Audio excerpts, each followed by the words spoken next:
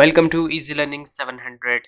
आज की इस वीडियो में आपको MGT 603 स्ट्रेटेजिक मैनेजमेंट के लेक्चर नंबर 11 से लेकर 22 तक करवाए जाएंगे। अब है लेक्चर नंबर 11 जो पहला लेक्चर है इस वीडियो का। Competitive analysis. अब ये कॉम्पिटिटिव एनालिसिस किया जाता है कॉम्पिटिटर्स के लिए, और ये जो मॉडल है ये आपके सामने है पोर्टर्स 5 फोर्सेस मॉडल। ये मॉडल आपने पहले भी पढ़ा होगा बेसिक कोर्सेज के अंदर। तो इसमें सबसे इंपॉर्टेंट जो चीज़ है वो है राइवलरी अमंग कॉम्पिटिंग फर्म्स, और इसको दरमियान में ही इसी वजह से दिखाया जा रहा है क्योंकि ये सबसे इंपॉर्टेंट चीज़ है। जो फर्म्स ऑलरेडी मौजूद है इंडस्ट्री के अंदर वो आपस में जो कॉम्पीट कर रही हैं। इसके अलावा ये भी मुमकिन हो सकता है कि कोई नया कॉम्पिटिटर आ जाए। So potential entry of new competitors. अब क्या होगा जब कोई नया कॉम्पिटिटर आएगा तो उससे कंपटीशन में इजाफा होगा। अब ऑलरेडी जो फर्म कॉम्पीट कर रही हैं तो उनको तो अंदाज़ा है कि किस तरीके से कॉम्पीट करना है, लेकिन जब कोई नया कॉम्पिटिटर आएगा तो उससे क्या होगा, इंटेंसिटी बढ़ेगी कॉम्पिटिशन की, उसमें मज़ीद इजाफा होगा। इसके अलावा पोटेंशियल डेवलपमेंट भी हो सकती है सब्सटीट्यूट प्रोडक्ट की। सब्सटीट्यूट प्रोडक्ट से मुराद ये कि कोई नई ऐसी प्रोडक्ट बना ली जाए जो ऑलरेडी प्रोडक्ट्स जो मौजूद हैं उनकी रिप्लेसमेंट उनको कर सके। तो ये भी पॉसिबिलिटी है, और अगर ऐसा होगा तो जो प्रोडक्ट्स ऑलरेडी सेल हो रही है उनकी सेल फिर गिर जाएगी। इसके अलावा बार्गेनिंग पावर है सप्लायर्स की। जो सप्लायर है जो माल पहुंचा रहा है फर्म्स के अंदर उसको सप्लायर कहा जाता है, उसकी एक अपनी बार्गेनिंग पावर है, और कंज्यूमर्स की भी बार्गेनिंग पावर है जो कंज्यूमर्स हैं फर्म्स के। Global challenge. अब आज के दौर में ग्लोबल चैलेंजेस जो है फर्म्स फेस कर रही हैं। पाकिस्तानी फर्म्स जो है वो कुछ इंटरनेशनल चैलेंजेस फेस कर रही हैं, जैसे किस तरीके से वो गेन करें, हासिल करें और मेंटेन करें एक्सपोर्ट्स को अदर नेशंस तक, यानी दूसरी नेशंस तक, दूसरे कंट्रीज़ तक किस तरीके से वो जो है अपनी एक्सपोर्ट को गेन करें और मेंटेन करें, एक्सपोर्ट को ना स्टार्ट करें, एक्सपोर्ट करना स्टार्ट करें और फिर उसको मेंटेन भी करें। तो ये एक बहुत बड़ा चैलेंज बन चुका है पाकिस्तानी फर्म्स के लिए। इसके अलावा किस तरीके से वो अपने डोमेस्टिक मार्केट्स को जो है वो डिफेंड करें इम्पोर्टेड गुड्स के आगे। तब लोग ज़्यादा तौर पे इम्पोर्टेड गुड्स को पसंद करते हैं, तो फर्म्स के लिए ये एक बहुत बड़ा चैलेंज है कि वो अपनी डोमेस्टिक मार्केट को जब इम्पोर्टेड गुड्स अवेलेबल हैं तो किस तरीके से वो डिफेंड करें। Now the industry analysis. एक आपके सामने इंडस्ट्री एनालिसिस का एक फैक्टर है एक्सटर्नल फैक्टर इवेल्यूशन मैट्रिक्स, जिसके अंदर कुछ एक्सटर्नल फैक्टर्स को इवेल्यूएट किया जाता है, और इसमें समराइज और इवेल्यूएट किया जाता है कौन कौन से फैक्टर्स को, इकोनॉमिक फैक्टर्स को, सोशल फैक्टर्स को, कल्चरल फैक्टर्स को, डेमोग्राफिक सम्राट पॉपुलेशन स्ट्रक्चर, एनवायरमेंटल फैक्टर्स को, पॉलिटिकल फैक्टर को, गवर्नमेंटल फैक्टर्स को, टेक्नोलॉजिकल फैक्टर को और कॉम्पिटिटिव फैक्टर्स को। 5 स्टेप्स हैं इसके, ये जो मैट्रिक्स है बनाने के, ये एक्सटर्नल फैक्टर इवेल्यूशन जो मैट्रिक्स है, तो इसके 5 स्टेप्स हैं। पहला स्टेप क्या है कि सबसे पहले लिस्ट बना ली जाए जो भी एक्सटर्नल फैक्टर्स हैं, जो एक्सटर्नल हैं, बाहर हैं ऑर्गेनाइजेशन से, 10 से 20 जो है उनकी, उसमें अपॉर्चुनिटीज़ और थ्रेट दोनों शामिल होंगी, यानी कि अपॉर्चुनिटीज़ के भी फैक्टर्स होंगे और थ्रेट वाले फैक्टर्स भी होंगे, और हर फैक्टर को जो है वो वेट दिया जाए 0 से लेकर 1.0 तक। तो तमाम सबका जो वेट होगा वो होगा 1, यानी कि एक तरह से 1 जो है वो 100%, 1 का मतलब 100%, तो जितना परसेंट जिसका वेट है उतने परसेंट के हिसाब से उसको वेट दिया जाए। अब ये किस तरीके से होगा आगे आएगा तो आपको समझ में आ जाएगा। उसके अलावा रेटिंग भी असाइन कर दी जाए ईच फैक्टर को कि कितनी किसकी रेटिंग है, और firms current strategies response to the factor, तो हर फैक्टर को रेट कर दिया जाए कि ये 1 रेट है, इसका 2 रेटिंग है, इसकी 3, उसके हिसाब से फैक्टर के हिसाब से, और मल्टीप्लाई कर देंगे फैक्टर्स का जो वेट होगा उसकी रेटिंग से। अब जो वेट जितना दिया होगा उसके वेट से हम उसकी रेटिंग को मल्टीप्लाई कर देंगे तो उससे प्रोड्यूस कर देगा वो वेटेड स्कोर। अब ये किस तरीके से होगा, इसकी जब ये आपको करके मैं दिखाऊंगा तो फिर आपको समझ में आएगा कि ये किस तरीके से होगा। उसके अलावा बाद जो है सम किया जाए वेटेड स्कोर हर एक का, और डिटरमाइन किया जाए कि टोटल वेटेड स्कोर कितना है ऑर्गेनाइजेशन का, यानी पूरा का पूरा वेटेड स्कोर कितना है ऑर्गेनाइजेशन का। जो मेन एम है वो है टोटल वेटेड स्कोर देखना ऑर्गेनाइजेशन का। हाईएस्ट पॉसिबल जो वेटेड स्कोर यहाँ पर है वो है 4, क्योंकि रेटिंग जो दे रहे हैं वो 4 दे रहे हैं, 4 से ज़्यादा रेटिंग नहीं दी जा सकती इस वजह से। जो लोएस्ट है कम से कम है वो है 1, क्योंकि लोएस्ट रेटिंग जो है वो 1 है, और एवरेज जो है वो 2.5 है। तो अब देखते हैं आपके सामने ये मौजूद है यूएसटी का कि एक्सटर्नल फैक्टर्स। तो सबसे पहले जो अपॉर्चुनिटीज़ हैं, अब अपॉर्चुनिटीज़ में जो ग्लोबल मार्केट्स अनटैप्ड हैं जहाँ तक अभी रसाई नहीं हुई, उसका जो वेट है वो 0.15 यानी कि 15%, और इसी तरह से, और इसकी जो रेटिंग है वो है 1। अब जब 1 से मल्टीप्लाई किया 0.15 को तो वेटेड स्कोर भी वही आएगा, और इंक्रीज डिमांड की जो वेट है वो है 0.05 यानी 5%, वेट है इसका टोटल में से 100% में से, और इसकी रेटिंग जो है वो 3% है। जब 3 से इसको मल्टीप्लाई किया तो आएगा हमारे पास 0.15। इसी तरह एस्ट्रोनॉमिकल इंटरनेट ग्रोथ, इसका जो वेट है वो है 0.05 और रेटिंग इसकी 1 है। जब 1 से मल्टीप्लाई करेंगे तो सेम आंसर आएगा। इसी तरह से पिंकर्टन लीडर इन डिस्काउंट मार्केट, इसका वेट है 0.15 और जब इसकी रेटिंग इसको दी गई है 4 इसकी, और ये हाईएस्ट रेटिंग है एक। तो जब 4 से मल्टीप्लाई करेंगे इसको तो 60 आ जाएगा, 0.60। And moral social pressure to quit smoking, ये भी एक अपॉर्चुनिटी इसको लिया गया है कि जो प्रेशर डाला जा रहा है मॉरल सोशल प्रेशर स्मोकिंग को छोड़ने के लिए, वो 0.10 इसका वेट है, यानी 10% है ये, और इसकी रेटिंग है वो है 3। तो 0.30 जो है वो इसका वेटेड स्कोर बन रहा है। और इसी तरह से अब थ्रेट से ये हो गई अपॉर्चुनिटीज़, अब थ्रेट जो खतरा जो है, so legislation against the tobacco industry, ये जो एक किस्म का इसको थ्रेट लिया गया है, और 0.10 इसकी जो है वो वेट है, और इसका जो रेटिंग इसको दी जा रही है वो दी जा रही है 2 की। सो जब इसको मल्टीप्लाई करेंगे तो 0.20 आ गया। इसी तरह प्रोडक्शन लिमिट्स ऑन टोबैको है वो 0.05 है, यानी कि 5% है, और इसकी रेटिंग 3 है। जब मल्टीप्लाई करेंगे तो 0.15 आ जाएगा। इसी तरह स्मोकलेस मार्केट ऐसी रीजन यूएस है 0.05 है एंड इसकी रेटिंग है 2, और मल्टीप्लाई जब आपस में होगा तो 0.10 हो जाएगा। इसी तरह से bad media exposure from FDA जो है वो है 0.10 और रेटिंग इसकी 2 है। जब मल्टीप्लाई करेंगे तो 0.20 हो जाएगा। एंड क्लिंटन एडमिनिस्ट्रेशन है 0.20 और 1 इसकी रेटिंग है, जब मल्टीप्लाई आपस में करेंगे 0.20 हो जाएगा। सो वेट आप देख सकते हैं कि सबका जो टोटल एग्रीगेट वेट आया वो 1 आया, क्योंकि 1 इस वजह से आ रहा है, 1 का मतलब है 100%। तो 100% से तो कोई चीज़ ज़्यादा नहीं होगी। जितने भी ये फैक्टर्स हैं ये कुछ ना कुछ हिस्सा लिए हुए हैं 100% का, और टोटल जो है वो 100% बन रहा है। और जो वेटेड स्कोर आ रहा है फर्म का वो आ रहा है 2.10। तो अब जो इसका टोटल वेटेड स्कोर तो होता है 4.20, 4.0 में से जो फर्म ने स्कोर किया वो किया 2.10। तो ऑर्गेनाइजेशन रिस्पॉन्स जो है इस outstanding to threat and weakness. तो टोटल वेटेड स्कोर अगर 4.0 होगा तो इसका मतलब है कि बहुत अच्छा रिस्पॉन्स होगा ऑर्गेनाइजेशन का थ्रेट्स और वीकनेस में, अगर 4.0 टोटल वेटेड स्कोर होगा। और अगर 1 होगा किसी ऑर्गेनाइजेशन का तो मतलब है फर्म्स स्ट्रेटजीज जो है वो कैपिटलाइजिंग नहीं कर रही अपॉर्चुनिटीज़ को और अवॉइडिंग करने में थ्रेट्स को। सो अब जो हमने एग्जाम्पल में आपको बताया कि फर्म का 2.10 आया है स्कोर टोटल वेटेड, तो वो इस बात को शो कर रहा है कि फर्म जो है वो बिलो एवरेज है, बिलो एवरेज फर्म है। वो लोएस्ट पे तो नहीं है लेकिन वो एवरेज से भी कम पर है।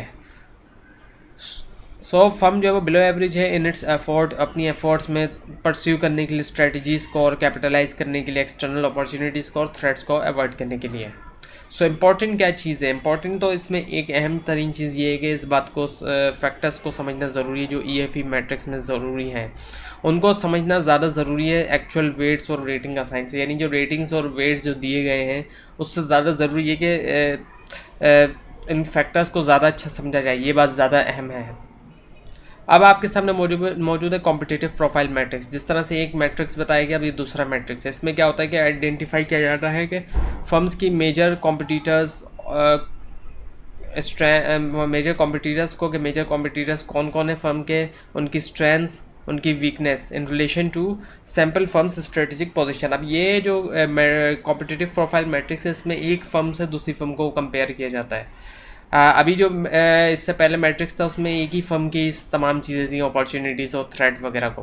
तो अब आपके सामने ये मौजूद है कॉम्पिटिटिव प्रोफाइल मैट्रिक्स आपके सामने मौजूद है। तो इसमें क्रिटिकल सक्सेस फैक्टर दिखाए गए हैं जिसमें एडवर्टाइजिंग है, प्रोडक्ट क्वालिटी है, प्राइस कंपटीशन है, मैनेजमेंट है, फाइनेंशियल पोजीशन है, कस्टमर लॉयल्टी है, ग्लोबल एक्सपेंशन है, मार्केट शेयर है।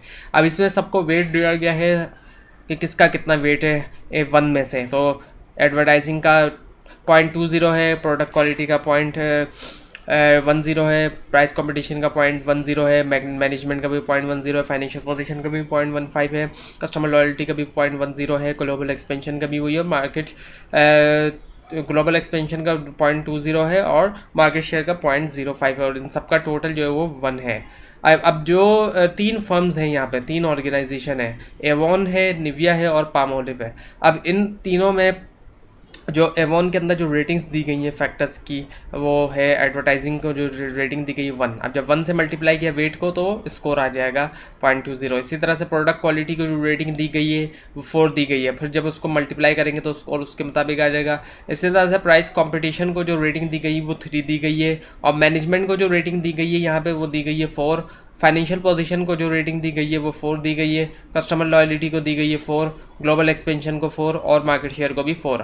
तो तमाम जो रेटिंग्स हैं उसको हम मल्टीप्लाई कर देंगे वेट से तो स्कोर आ जाएगा हमारे पास। तो ये तो एवॉन का आ गया हमारे पास, जो टोटल स्कोर आया है वो आया 3.15 स्कोर आ गया हमारे पास, यानी ये अबव दी एवरेज तो है ये फर्म। लेकिन बाकी फर्म्स कंपेरिजन अगर करें तो निविया के अंदर जो रेटिंग दी जा रही है एडवर्टाइजिंग को वो दी जा रही है 4, प्रोडक्ट क्वालिटी को 4, प्राइस कंपटीशन को 3, मैनेजमेंट को 3, फाइनेंशियल पोजीशन को 3, कस्टमर लॉयल्टी को 4, ग्लोबल एक्सपेंशन को 2 एंड मार्केट शेयर को 4। और फिर जब मल्टीप्लाई किया रेटिंग से वेट को, अच्छा वेट सब में एक ही है, सबके अंदर एक ही वेट है क्योंकि एक ही फर्म ये जो बन रहा है ये फैक्टर, ये मैट्रिक्स एक ही फर्म बना रही है, इसी वजह से वो उसने सबको सारी फर्म्स का जो वेट दिया है वो एक ही वेट दे दिया उसने फैक्टर्स का। तो रेटिंग्स ज़ाहिर बात है हर फर्म्स की अलग होगी, तो रेटिंग्स जो है वो जब मल्टीप्लाई होगा रेटिंग से वेट निविया का तो उसका जो स्कोर आ रहा है वो टोटल जो है एक फाइनली स्कोर बना हुआ ना 3.25। और इसी तरह से पामोलिव के अंदर जो रेटिंग दी जा रही है एडवर्टाइजिंग को वो 3 दी जा रही है, प्रोडक्ट क्वालिटी को भी 3 दी जा रही है, प्राइस कंपटीशन को 4 दी जा रही है, मैनेजमेंट को 3 दी जा रही है, फाइनेंशियल पोजीशन को 3 दी जा रही है, कस्टमर लॉयल्टी को 2 दी जा रही है, ग्लोबल एक्सपेंशन को 2 दी जा रही है और मार्केट शेयर को 3 दी जा रही है। और जो फाइनल जो स्कोर्स मौजूद हैं वो कुछ यह मौजूद हैं आपके सामने, और जो फाइनल स्कोर बन रहा है वो बन रहा है 2.80। तो अब अगर हम तीनों फाइनल स्कोर को कंपैरिजन करेंगे तो एवॉन का जो फाइनल स्कोर है वो है 3.15, निविया का 3.25 और जो पामोलिव का है वो है 2.80। तो जो सबसे ज़्यादा जो आगे है फर्म वो है कौन सी, वो है निविया जिसका 3.25 स्कोर बन रहा है टोटल। तो इस मैट्रिक्स के थ्रू डिफरेंट फर्म्स के दरमियान जो है कंपटीशन जो है वो कॉम्पिटिटिव एनालिसिस से किया जाता है कि कौन सी फर्म आगे है। अब है lecture number 12, the internal assessment. अब आपके सामने एक कोटेशन है एल्बर्ट आइंस्टाइन की, great spirits have always encountered violent opposition from mediocre minds. जितने भी ग्रेट स्पिरिट्स होते हैं यानी कि जोश जज्बे से जो काम किया जाता है वो हमेशा जो है वो उनको सामना करना पड़ता है वायलेंट अपोजिशन का। और वो वायलेंट अपोजिशन कहाँ से हो रही होती है, मेडिक्योर माइंड से, उन लोगों से जो एवरेज माइंड जिनका होता है वहाँ से। So nature of an internal audit, internal audit की नेचर यानी जो अंदरूनी ऑडिट हो रहा है ऑर्गेनाइजेशन के अंदर का उसकी नेचर क्या है। तो तमाम जितनी भी ऑर्गेनाइजेशन है उनकी स्ट्रेंथ है और उनकी वीकनेस है। हर ऑर्गेनाइजेशन के कुछ स्ट्रॉन्ग पॉइंट्स हैं और कुछ ना कुछ वीक पॉइंट होते हैं हर ऑर्गेनाइजेशन के अंदर। सो बेसिस प्रोवाइड करता है इंटरनल ऑडिट जो है वो ऑब्जेक्टिव्स के लिए और स्ट्रेटजीज़ के लिए। Internal strengths and weakness, external opportunities and threat. अब ये इंटरनल स्ट्रेंथ वीकनेस और एक्सटर्नल अपॉर्चुनिटी थ्रेट्स ये शॉर्ट एनालिसिस है। शॉर्ट एनालिसिस आपको पता होगा जिसमें ये चारों चीज़ें हैं, स्ट्रेंथ वीकनेस और opportunities threat. And clear mission of statement यानी कि एक साफ जो है स्टेटमेंट जो है वो मिशन का, मिशन जो ऑर्गेनाइजेशन का होता है, हर ऑर्गेनाइजेशन का कोई ना कोई एक मिशन होता है। सो की इंटरनल फोर्सेस, अब जो की इंटरनल फोर्सेस हैं बिजनेस फंक्शनल एरियाज़ जो हैं, फंक्शनल जो एरियाज़ हैं बिजनेस के वो वेरी करते हैं बाय ऑर्गेनाइजेशन। हर ऑर्गेनाइजेशन का फंक्शनल एरिया दूसरी ऑर्गेनाइजेशन से अलग है। और डिविजन्स जो हैं having different strengths and weakness, जितने भी डिविजन्स होते हैं उनकी अपनी जो है वो मुख्तलिफ स्ट्रेंथ्स है और मुख्तलिफ वीकनेस है। अब एक ऑर्गेनाइजेशन की जो स्ट्रेंथ है ज़रूरी नहीं है कि एक डिवीज़न के अंदर वो तमाम स्ट्रेंथ मौजूद हो, इसी तरह से जो वीकनेसेस है ज़रूरी नहीं है कि एक डिवीज़न में वो तमाम वीकनेस मौजूद हों। नाउ द डिस्टिंक्टिव कॉम्पिटेंसीज, अब डिस्टिंक्टिव कॉम्पिटेंसीज क्या है। सो फर्म की वो स्ट्रेंथ जो ईजिली ना तो मैच कर सके ना इमिटेट कर सके कॉम्पिटिटर, ना तो कॉम्पिटिटर्स के पास वो चीज़ मौजूद हो और ना कॉम्पिटिटर उसको कॉपी कर सके, तो वो कहलाई जाएगी फर्म की स्ट्रेंथ। तो उसी को हम कहते हैं, ऐसी फर्म की स्ट्रेंथ को हम कहेंगे डिस्टिंक्टिव कॉम्पिटेंसी। और बिल्डिंग कॉम्पिटिटिव एडवांटेज, जब कॉम्पिटिटिव एडवांटेज को बिल्ड किया जा रहा होता है तो उसका मतलब होता है कि एडवांटेज लिया जाए किसका, डिस्टिंक्टिव कॉम्पिटेंसीज का। डिस्टिंक्टिव कॉम्पिटेंसीज यही है कि जो कॉम्पिटिटर कॉपी ना कर सका हो, कोई ऐसी स्ट्रेंथ जिसको ऑर्गेनाइजेशन और कॉम्पिटिटर कॉपी ना कर सकता हो। सो स्ट्रेटजीज जो है वो डिज़ाइन की जाती हैं in part two improve on a firms weakness, ताकि फ़र्म की जो वीकनेस है, जो भी कमज़ोरियां हैं उसको जो है वो इम्प्रूव किया जा सके और टर्न किया जा सके टू स्ट्रेंथ, उन कमज़ोरियों को स्ट्रेंथ बनाया जा सके। So parallel process of external audit, जो ये इंटरनल ऑडिट है ये पैरेलल प्रोसेस है एक्सटर्नल ऑडिट का, यानी ये नहीं है कि एक्सटर्नल ऑडिट पहले करा दिया इंटरनल ऑडिट बाद में कराएंगे, नहीं, दोनों एक साथ होने चाहिए, दोनों एक साथ चलते रहने चाहिए। उसके अलावा गैदर किया जाता है इन्फॉर्मेशन को और एनालाइज किया जाता है, सिमुलेट की जाती है इन्फॉर्मेशन, कहाँ से की जाती है, मैनेजमेंट से, मार्केटिंग से, फाइनेंस अकाउंटिंग से, प्रोडक्शन ऑपरेशन से, रिसर्च और डेवलपमेंट से, यानी जो फंक्शनल एरियाज़ हैं ये तमाम जो है फंक्शनल एरियाज़ हैं यहाँ से, और इसके अलावा मैनेजमेंट इन्फॉर्मेशन सिस्टम भी शामिल है। सो इंटरनल ऑडिट है क्या, इसका मतलब ये कि involving performing an internal strategic management audit. अब ऑडिट से मुराद एक तो फाइनेंशियल ऑडिट होता है, लेकिन यहाँ बात हो रही है कौन से ऑडिट की, एक मैनेजमेंट का ऑडिट अलग होता है, तो आप उससे कंफ्यूज मत होइएगा कि इसको आप फाइनेंशियल ऑडिट मत समझिएगा। सो इसका मतलब ये कि परफॉर्म करना है एक इंटरनल जो है वो स्ट्रेटेजिक मैनेजमेंट ऑडिट, और उससे क्या होता है कि वो प्रोवाइड करता है व्हीकल ताकि अंडरस्टैंड किया जा सके, समझा जा सके नेचर और इफ़ेक्ट जो है वो डिसीशन के जो नेचर और इफेक्ट्स उनको समझा जा सके in other functional areas of the firm. अब क्या होगा, ऑडिट से ये फ़ायदा होता है कि अब एक फंक्शनल एरिया से ताल्लुक़ है लेकिन दूसरे फंक्शनल एरियाज़ को भी समझा जा सकेगा। अब किसी का मार्केटिंग से ताल्लुक़ है तो वो अकाउंट्स फाइनेंस को भी समझेगा, तो इससे जो है एक व्हीकल मिलती है कि समझने के लिए नेचर और इफ़ेक्ट्स ऑफ डिसीशंस जो है वो दूसरे फंक्शनल एरियाज़ में जो होते हैं फर्म्स के। सो कीज़ टू ऑर्गेनाइजेशनल सक्सेस, क्या कीज़ हैं ऑर्गेनाइजेशनल सक्सेस की? सो कोऑर्डिनेशन है और अंडरस्टैंडिंग है मैनेजर्स के दरमियान तमाम जो फंक्शनल एरियाज से हैं, जितने भी फंक्शनल एरियाज़ के बारे में आपको बताया गया था, जैसे मैनेजमेंट है, अकाउंट्स फाइनेंस है, मार्केटिंग है, MIS है, तो एक क्या होता है कि कोऑर्डिनेशन होती है, यूनिफिकेशन होती है और अंडरस्टैंडिंग होती है आपस में जो जितने भी मैनेजर्स होते हैं फंक्शनल एरियाज़ के उनके दरमियान। और फंक्शनल रिलेशनशिप जो होता है उसकी जो नंबर है और जो उसकी कॉम्प्लेक्सिटी है, जो उसमें पेचीदगी है, उसमें इजाफा होता जाता है जितना ज़्यादा ऑर्गेनाइजेशन का साइज़ बढ़ता है। अगर ऑर्गेनाइजेशन का साइज़ कम होगा तो उसकी नंबर और कॉम्प्लेक्सिटी में कमी आएगी फंक्शनल रिलेशनशिप के, और अगर ऑर्गेनाइजेशन का साइज़ बढ़ेगा तो उसके नंबर और कॉम्प्लेक्सिटी में इजाफा होगा। इसी को हम कहते हैं कि number and complexity increases relative to organization size. So financial ratio analysis, अब ये क्या है फाइनेंशियल रेशियो एनालिसिस? ये एग्जाम्प्लीफाई करता है कॉम्प्लेक्सिटी को जो है रिलेशनशिप की among functional area of the business. अब जो एक पेचीदगी है, जो कॉम्प्लेक्सिटी है, मुश्किल है, तो इन फाइनेंशियल रेशियो एनालिसिस की वजह से उसको समझ में आता है। एग्जाम्प्लीफाई जब ये करता है तो उससे समझ में आती है जो भी कॉम्प्लेक्सिटी पाई जाती है फंक्शनल एरियाज़ के रिलेशनशिप के अंदर, जितने भी फंक्शनल एरियाज़ हैं बिजनेस के, जैसे मैनेजमेंट है, MIS है, अकाउंट्स फाइनेंस है। Now the integrating strategy and culture. So organizational culture क्या है?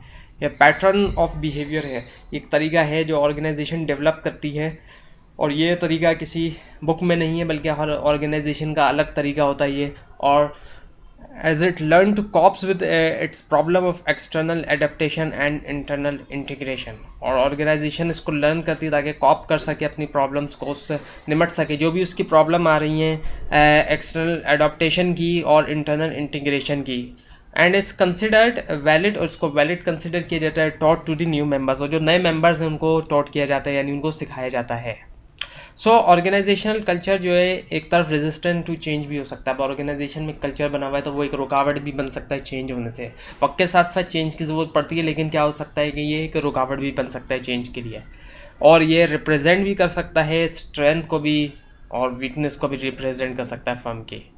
सो कल्चर की क्या क्या कल्चरल प्रोडक्ट्स हैं, क्या क्या चीज़ें कल्चर के अंदर शामिल हैं? वैल्यूज़ शामिल हैं, वैल्यूज़ ही बुनियाद बनती है कल्चर की। बिलीव्स हैं, अकायद जो होते हैं, जो भी अकायद हैं लोगों के ऑर्गेनाइजेशन के, यानी कि ऑर्गेनाइजेशन के लोगों के जो अकायद हैं। उसके अलावा राइट्स एंड रिचुअल्स हैं, जो भी रिवाज हैं, रस्म वगैरह है ऑर्गेनाइजेशन की, वो सेरेमोनीज़ हैं जो हर साल सेलिब्रेट की जाती हैं। मिथ्स हैं, ऐसी कहानियाँ जो असली हो नहीं सकती लेकिन मशहूर हैं।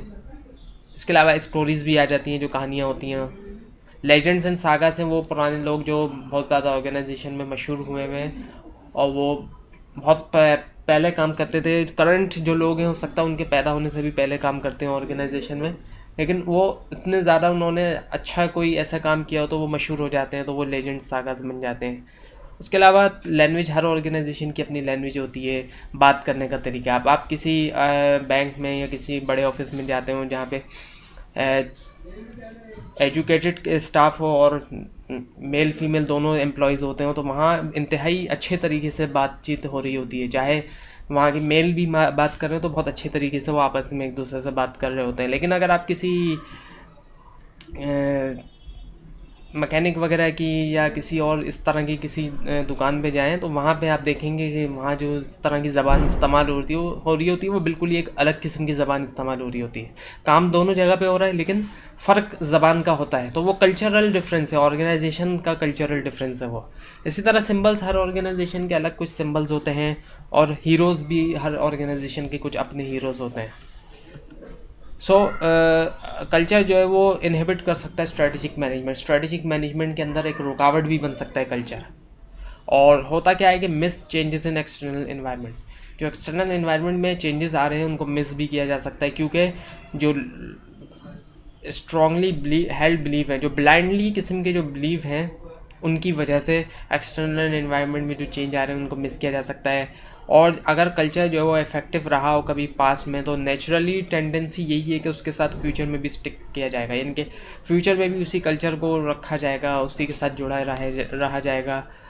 Even during times of the major strategic change, जिस दौरान मेजर स्ट्रेटेजिक चेंज आने हैं उस दौरान भी जो है वो उसी कल्चर के साथ जुड़ा रहा जाएगा, ये नहीं होगा कि उसको चेंज किया जाए। तो इस तरीके से जो है वो क्या होता है कि कल्चर जो है एक रुकावट बन जाता है स्ट्रेटेजिक मैनेजमेंट में। जो लोग कल्चर के साथ बिल्कुल स्टिक रहते हैं, बिल्कुल जुड़े रहते हैं, तो वो नहीं चाहते कि किसी भी किस्म का चेंज आए कोई भी, हालांकि वो चेंज ज़रूरी भी होता है, उसके बावजूद भी वो चेंज नहीं लाना चाहते। अब है lecture number 13, functions of management.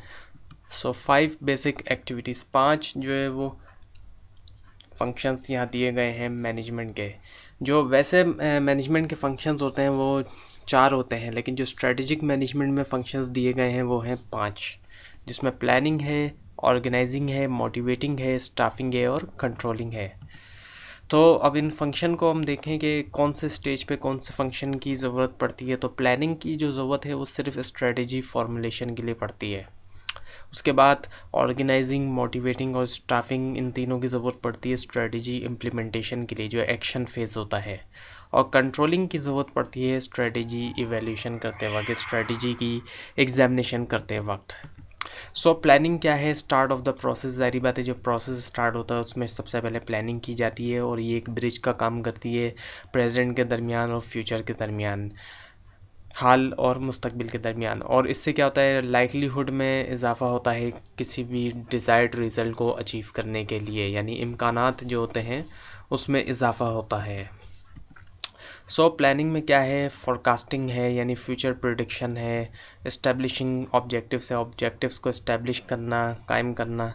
And devising strategies, नई से नई स्ट्रेटजीज़ को सोचना, उनको बनाना, और पॉलिसीज़ को डेवलप करना, पॉलिसीज़ को बनाना, और गोल्स को सेट कर देने का ये गोल्स हमारे हैं।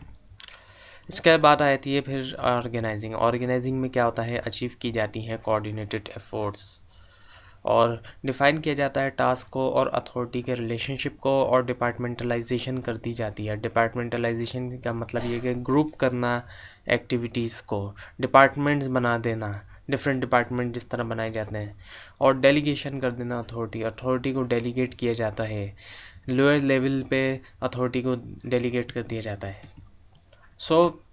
और ऑर्गेनाइजिंग में ऑर्गेनाइजेशनल डिज़ाइन है, यानी कि ऑर्गेनाइजेशनल स्ट्रक्चर को डिज़ाइन करना। जॉब स्पेशलाइजेशन है, स्पेशलिटी होना वर्कर की। और जॉब डिस्क्रिप्शन में तमाम डिटेल होती है टास्क और रिस्पॉन्सिबिलिटी के बारे में, जॉब के बारे में। स्पेसिफिकेशंस में रिक्वायरमेंट्स होती हैं कि क्या क्या रिक्वायरमेंट्स है एक स्पेसिफिक जॉब को करने की। स्पैन ऑफ कंट्रोल का मतलब ये कि एक मैनेजर या किसी भी सुपरवाइज़र के अंडर में कितने लोग हैं, जितने ज़्यादा लोग होंगे किसी के अंडर में तो उतना ज़्यादा स्पैन ऑफ कंट्रोल होगा। यूनिटी ऑफ कमांड का मतलब ये कि किसी एक मैनेजर से डायरेक्शन मिलना, उसको यूनिटी ऑफ कमांड कहा जाता है। कोऑर्डिनेशन होना, अब कई सारे लोग काम करते हैं तो जाहिर बात है कोऑर्डिनेशन उनमें आपस में ज़रूरी होना चाहिए। ये ना हो कि एक शख्स एक डायरेक्शन में काम कर रहा है, दूसरा दूसरे डायरेक्शन में, तो कोऑर्डिनेशन ज़रूरी है, यूनिफिकेशन होना यानी। इसके अलावा जॉब डिज़ाइन है, जॉब का डिज़ाइन होना, और जॉब एनालिसिस होना यानी एनालिसिस। Now the motivating. अब मोटिवेटिंग क्या है कि इन्फ्लुएंस करना लोगों को ताकि एकम्प्लिश किया जा सके स्पेसिफिक ऑब्जेक्टिव्स, कुछ खास मकासद हैं उनको पूरा किया जा सके, तो उसके लिए इन्फ्लुएंस किया जाता है, यानी अपना असर व रसूख के ज़रिए लोगों से जो है वो एक तरह से उनको काम करवाया जाता है। और इसमें कम्युनिकेशन एक बहुत बड़ा जो इसका कंपोनेंट है, एक बहुत बड़ा हिस्सा है। कम्युनिकेशन के बारे में तो आपने शायद अब तक पढ़ लिया, इसका कंप्लीट कोर्स भी आपने पढ़ लिया बिज़नेस कम्युनिकेशन का। तो कम्युनिकेशन में क्या होता है, ट्रांसमिट होती है इन्फॉर्मेशन जितनी अच्छी तरह ट्रांसमिट होगी तो ज़ाहिर बात है उतना ज़्यादा जो है दूसरों को मोटिवेट किया जा सकेगा। सो इसमें लीडरशिप है, लीडरशिप यूज़ की जाती है लीडिंग करने के लिए भी और मोटिवेटिंग करने के लिए भी। कम्युनिकेशन तो आपको पहले भी पता है। इसके अलावा वर्क ग्रुप्स होते हैं, एक्सपर्ट्स के ग्रुप होते हैं जो आपस में वर्क करते हैं। और जॉब एनरिचमेंट है, जॉब एनरिचमेंट में जॉब टास्क और अथॉरिटी दोनों का इजाफा होता है। जॉब सेटिस्फेक्शन होती है, अब कोई जब सेटिस्फाई होगा अपनी जॉब से तो वो मोटिवेट भी होगा। और नीड्स फुलफिलमेंट, जब नीड्स ज़रूरियात पूरी होंगी तो मोटिवेट होगा। ऑर्गेनाइजेशनल चेंज ज़रूरी होता है, ज़ाहिर बात है वक्त के साथ साथ ऑर्गेनाइजेशन चेंज होती रहती है। और मोराल यानी हौसला जो है एम्प्लॉय का वो बहुत ज़रूरी होता है मोटिवेशन के लिए। Now D staffing. अब स्टाफिंग का जो फंक्शन है इसमें पर्सनल मैनेजमेंट है, यानी जो लोग हैं, पीपल्स हैं, उनकी मैनेजमेंट। उसके बाद आता है फिर ह्यूमन रिसोर्स मैनेजमेंट। अब ये भी काफ़ी हद तक वही चीज़ है, पहले के दौर में पर्सनल मैनेजमेंट होता था, उसके बाद फिर ह्यूमन रिसोर्स मैनेजमेंट का कॉन्सेप्ट आया। अब ह्यूमन रिसोर्स मैनेजमेंट के डिपार्टमेंट होते हैं, पहले के दौर में पर्सनल मैनेजमेंट के डिपार्टमेंट होते थे। सो स्टाफिंग के अंदर वेज एंड सैलरी एडमिनिस्ट्रेशन हो गई, जो भी वेजेस हैं या सैलरीज़ हैं, उजरतें हैं या जो भी तनख्वाहें वगैरह हैं उनकी एडमिनिस्ट्रेशन हो गई। इसके अलावा एम्प्लॉय के बेनिफिट्स हैं, यानी इनडायरेक्ट कंपनसेशन जो दिया जा रहा है एम्प्लॉयज़ को, जैसे कि पेड वेकेशन दी जा रही हैं, इसके अलावा बोनस वगैरह दिए जा रहे हैं, या फिर हेल्थ इंश्योरेंस वगैरह, वो इसमें आ जाते हैं। इसके अलावा इंटरव्यूइंग है, जब नए एम्प्लॉय रखे जाते हैं उनका इंटरव्यू किया जाता है, उनको हायर किया जाता है। और फिर बहुत से एम्प्लॉयज़ को फायर भी किया जाता है जब वो कोई अनएक्सेप्टेबल किस्म की उन्होंने कोई मिस्टेक की हो या उनको वार्निंग पहले से दी गई हो। उसके बाद ट्रेनिंग की जाती है नई एम्प्लॉय की। उसके अलावा मैनेजमेंट डेवलपमेंट होती है जिसमें एम्प्लॉय की स्किल्स को डेवलप किया जाता है। और सेफ्टी, अब पहले के दौर में तो ऑर्गेनाइजेशंस एम्प्लॉयज़ की सेफ्टी का ख्याल नहीं करती थी, लेकिन अब वो दौर आ गया कि जब एम्प्लॉयज़ की काफ़ी सेफ्टी का ख्याल किया जाता है। हमारे कंट्री में तो इतना नहीं है, लेकिन अब हमारे कंट्री में भी बहुत सी ऑर्गेनाइजेशन ऐसी भी हैं जो सेफ्टी का ख्याल रखती हैं। इसके अलावा एफर्मेटिव एक्शंस हैं कुछ, इसका मतलब है कि किसी ख़ास ग्रुप को चांस मिले जिसको चांस नहीं मिल रहा था। और ईईओ यानी इक्वल एम्प्लॉयमेंट अपॉर्चुनिटी, यानी सबके लिए बराबर ही हो, किसी भी किस्म का कोई फ़र्क नहीं हो, ना किसी रेशल बेस पे, नस्ली तौर पे, ना किसी के कलर की बुनियाद पे, ना जेंडर की बुनियाद पे, तो इक्वल एम्प्लॉयमेंट अपॉर्चुनिटी हो। इसके अलावा लेबर रिलेशंस यानी एम्प्लॉयर और एम्प्लॉयज़ के दरमियान जो रिलेशन है वो, और करियर डेवलपमेंट, करियर की डेवलपमेंट होना। और पर्सनल डिसिप्लिन प्रोसीजर, डिसिप्लिन के लिए जो ज़रूरत पड़ती है वो डिसिप्लिन प्रोसीजर की पड़ती है, डिसिप्लिन रखने के लिए, मेंटेन करने के लिए। Now the controlling. अब कंट्रोलिंग का मतलब क्या है, इंश्योर करना कि actual operations conform to plan operation, जो प्लान किया था कि ऑपरेशंस इस तरह होंगे, इस बात को इंश्योर किया जाए कि वो ऑपरेशंस वैसे ही हो रहे हैं, तो यही चीज़ कंट्रोल है। अगर नहीं है एक्चुअल ऑपरेशन उस तरह नहीं हो रहे जिस तरह हमने प्लान किए तो कुछ एक्शन लिया जाए, उसको फिर रेगुलेशन की जाए कुछ। तो अब इसमें जो है ज़ाहिर बात है क्वालिटी का कंट्रोल आता है कि क्वालिटी पे कंट्रोल हो, जो क्वालिटी है वो मेंटेन करे ऑर्गेनाइजेशन, उस पर कंट्रोल हो, क्वालिटी पे कोई कॉम्प्रोमाइज़ नहीं हो। फाइनेंशियल कंट्रोल हो, जो भी पैसा है, जो फंड्स हैं, उसके ऊपर एक कंट्रोल होना चाहिए। सेल्स जो है वो कंट्रोल होनी चाहिए। इन्वेंटरी जो है, जो सामान है, जो सेल होने वाला सामान है उसका ऊपर कंट्रोल होना। एक्सपेंस जो भी अखराजात हैं उनके ऊपर कंट्रोल होना। एनालिसिस करना वेरिएंसेस का, जो भी डिफरेंसेस आ रहे हैं उनके ऊपर रिवार्ड्स आ जाते हैं इसके अंदर। और सैंक्शंस यानी मंजूरी। नाउ आपके सामने अब मौजूद है मैनेजमेंट की ऑडिट चेकलिस्ट। अब इसमें जो कुछ क्वेश्चंस हैं कि does the firm use strategic management concept, क्या फ़र्म जो है वो, यानी जो ऑर्गेनाइजेशन है वो स्ट्रेटजिक मैनेजमेंट के कॉन्सेप्ट को यूज़ कर रही है are company objectives and goals measurable and well communicated, यानी कि कंपनी के जो ऑब्जेक्टिव्स हैं, मकासद हैं और जो गोल्स हैं वो मेजरेबल है, उनको नापा जा सकता है, और वेल कम्युनिकेटेड है, अच्छी तरह कम्युनिकेट किया गया है, उनको बताया गया या नहीं बताया गया। And do managers at all hierarchical levels plan effectively, यानी जितने भी मैनेजर्स हैं तमाम हिरार्किकल लेवल्स के ऊपर वो इफेक्टिवली प्लान कर रहे हैं या नहीं, यानी चाहे वो टॉप लेवल मैनेजर हो, मिडिल लेवल हो या हायर, क्या वो तमाम के तमाम इफेक्टिवली अच्छी तरह प्लान कर भी रहे हैं या नहीं कर रहे। इसके अलावा do managers delegate authority well, क्या मैनेजर्स जो है वो अच्छी तरह से अथॉरिटी को डेलीगेट करते हैं या नहीं। And is the organization structure appropriate, और जो ऑर्गेनाइजेशन का स्ट्रक्चर है, जो भी स्ट्रक्चर बनाया गया है वो सही बनाया गया है या नहीं बनाया गया। इसके अलावा are job description and specification clear, अब जो जॉब का डिस्क्रिप्शन है जिसमें टास्क और रिस्पॉन्सिबिलिटी है और स्पेसिफिकेशन है कि जो भी रिक्वायरमेंट है उसको करने की, क्या वो सब क्लियर भी है या नहीं। ऐसा तो नहीं है उसमें कोई एम्बिगिटी हो, कोई अनक्लियरिटी हो, कोई कन्फ्यूजन हो। इसके अलावा और क्या मोरल हाई है एम्प्लॉई का या नहीं, यानी उसका जो हौसला है। And are employee turn over and absenteeism low, यानी जो एम्प्लॉई का टर्न ओवर है, जो जॉब छोड़ के जाते हैं लोग वो, और एब्सेंटीज़म जो एम्प्लॉई एब्सेंट रहता है क्या वो लो है या नहीं। तो ये कुछ क्वेश्चंस हैं। इसके अलावा organizational reward and control mechanism effective, जो ऑर्गेनाइजेशन में रिवार्ड है का सिस्टम है और जो कंट्रोल मैकेनिज़्म है वो इफ़ेक्टिव है या नहीं।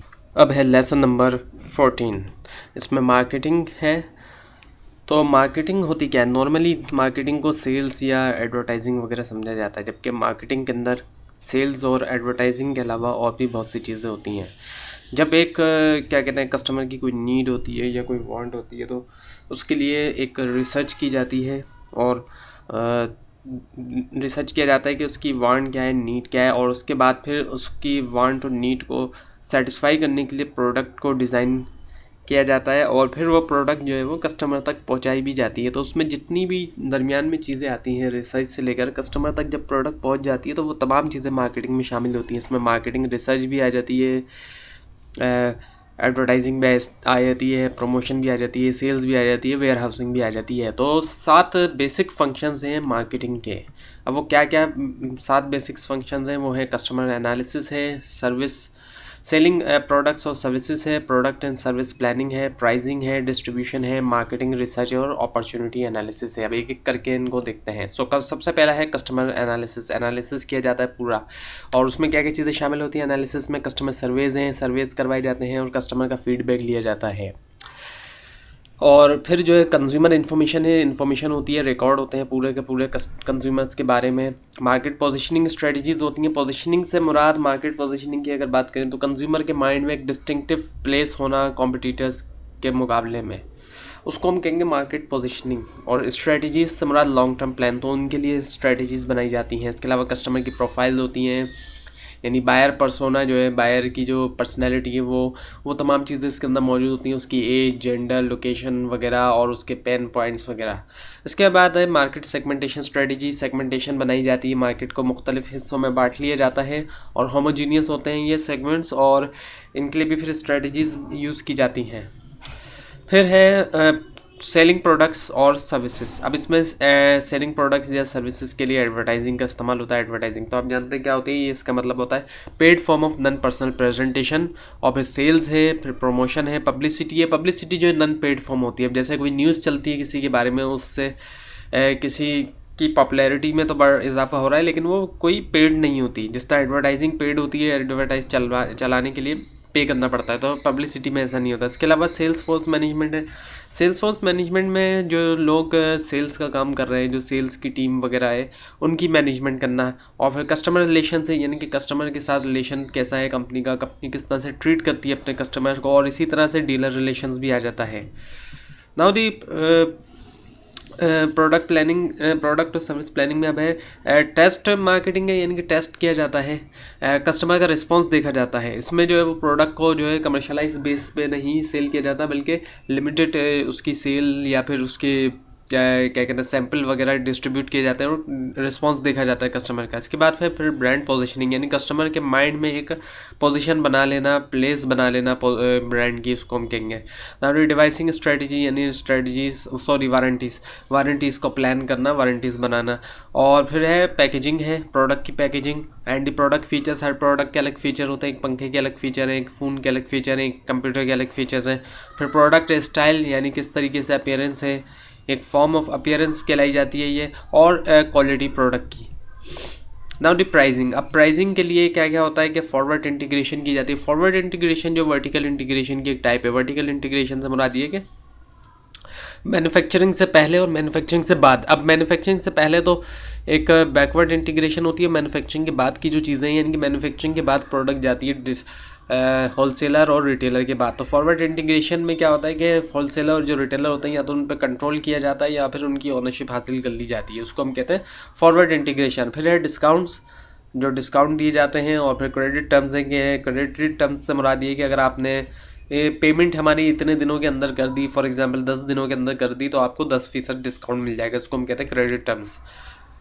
फिर है कंडीशन ऑफ सेल्स की कंडीशन। और फिर मार्कअप्स का मतलब ये होता है, ये एक परसेंटेज होती है मार्कअप। अब इसको निकाला जाता है कुछ इस तरीके से कि कॉस्ट में से, जितने में एक प्रोडक्ट की कॉस्ट है, कॉस्ट में से माइनस करते हैं सेलिंग प्राइस को, सेलिंग प्राइस में से कॉस्ट को माइनस करते हैं। अब एक प्रोडक्ट सपोज 400 की पड़ी कंपनी को और कंपनी ने बेची उसको 500 की, तो 100 रुपीज़ का उसको एक प्रॉफिट हो रहा है, तो ग्रॉस प्रॉफिट मार्जिन कहलाता है वो। अब वो जो 100 रुपीज़ है, 100 रुपीज़ का ग्रॉस प्रॉफिट हो रहा है कंपनी को, लेकिन वो प्रोडक्ट कंपनी को पड़ी थी 400 की, तो अब वो जो 100 रुपीज़ है वो 400 का कितना परसेंट है, वो है 25%। तो वो जो 25% निकल रहा है वही मार्कअप है। फिर है कॉस्ट, जो कॉस्ट आती है प्रोडक्ट बनने में या ख़रीदने में। और फिर यूनिट प्राइसिंग, पर यूनिट की प्राइसिंग, पर केजी प्राइसिंग, इसको हम कहते हैं यूनिट प्राइसिंग। नाउ डिस्ट्रीब्यूशन, अब डिस्ट्रीब्यूशन में वेयर हाउसिंग आ जाती है। सामान बिकता है, ज़ाहिर बात है फ़ौरन नहीं है, वेयर हाउस में जमा किया जाता है। उसके बाद अलावा चैनल्स होते हैं, चैनल्स ऑफ डिस्ट्रीब्यूशन है, कवरेज है, एरिया की कवरेज। उसके अलावा रिटेल साइट की लोकेशन है, जो रिटेल्स है। और फिर सेल टेरिटोरीज़, वो इलाके, वो जोग्राफिकल एरिया जिसके लिए कोई सेल्स पर्सन वगैरह रिस्पॉन्सिबल होता है। और इन्वेंटरी लेवल है, इन्वेंटरी लेवल मिनिमम भी होता है, मैक्सिमम भी होता है। एंड ट्रांसपोर्टेशन जो है वो सामान की। नाउ दी मार्केटिंग रिसर्च, अब मार्केटिंग रिसर्च जो की जाती है उसमें क्या क्या चीज़ें शामिल होती हैं। डेटा की कलेक्शन आ जाती है, इसमें डेटा को इनपुट करना है, डेटा का एनालिसिस करना, और दूसरे जो बिजनेस फंक्शंस हैं उनको सपोर्ट करना, जैसे प्रोडक्शन, उसको सपोर्ट करना। मार्केटिंग रिसर्च से उस प्रोडक्शन को सपोर्ट मिलती है, रिसर्च से ही पता चलता है क्या क्या चीज़ें प्रोड्यूस होनी चाहिए। नाउ दी अपॉर्चुनिटी एनालिसिस, अब अपॉर्चुनिटी एनालिसिस जो है वो, अपॉर्चुनिटी जब एनालिसिस किया जाता है, कोई भी एक अपॉर्चुनिटी आ रही है तो उसके लिए असेसिंग की जाती है, कॉस्ट की एग्जामिनेशन की जाती है, बेनिफिट्स की असेसिंग की जाती है, उनकी एग्जामिनेशन की जाती है, रिस्क की असेसिंग की जाती है, और कॉस्ट बेनिफिट या रिस्क का भी एनालिसिस किया जाता है। नाउ दी मार्केटिंग ऑडिट, अब मार्केटिंग ऑडिट में कुछ क्वेश्चंस हैं जो देखे जाते हैं, पूछे जाते हैं कि हमारी जो मार्केट सेगमेंट हुआ हुआ है वो इफेक्टिवली हुआ हुआ है नहीं, मार्केट्स जो है इफेक्टिवली सेगमेंटेड हुई हुई है या नहीं हुई है, अच्छी तरह से डिवाइड हुई हुई है या नहीं, और जो पोजीशन है ऑर्गेनाइजेशन की वो वेल है, अच्छी है या नहीं कॉम्पिटिटर्स के दरमियान, और क्या फर्म का मार्केट शेयर जो है वो बढ़ रहा है, और प्रेजेंट चैनल ऑफ डिस्ट्रीब्यूशन जो वो रिलायबल और कॉस्ट इफेक्टिव है या नहीं, और क्या फर्म के जो है वो एक इफेक्टिव सेल्स फोर्स है या नहीं।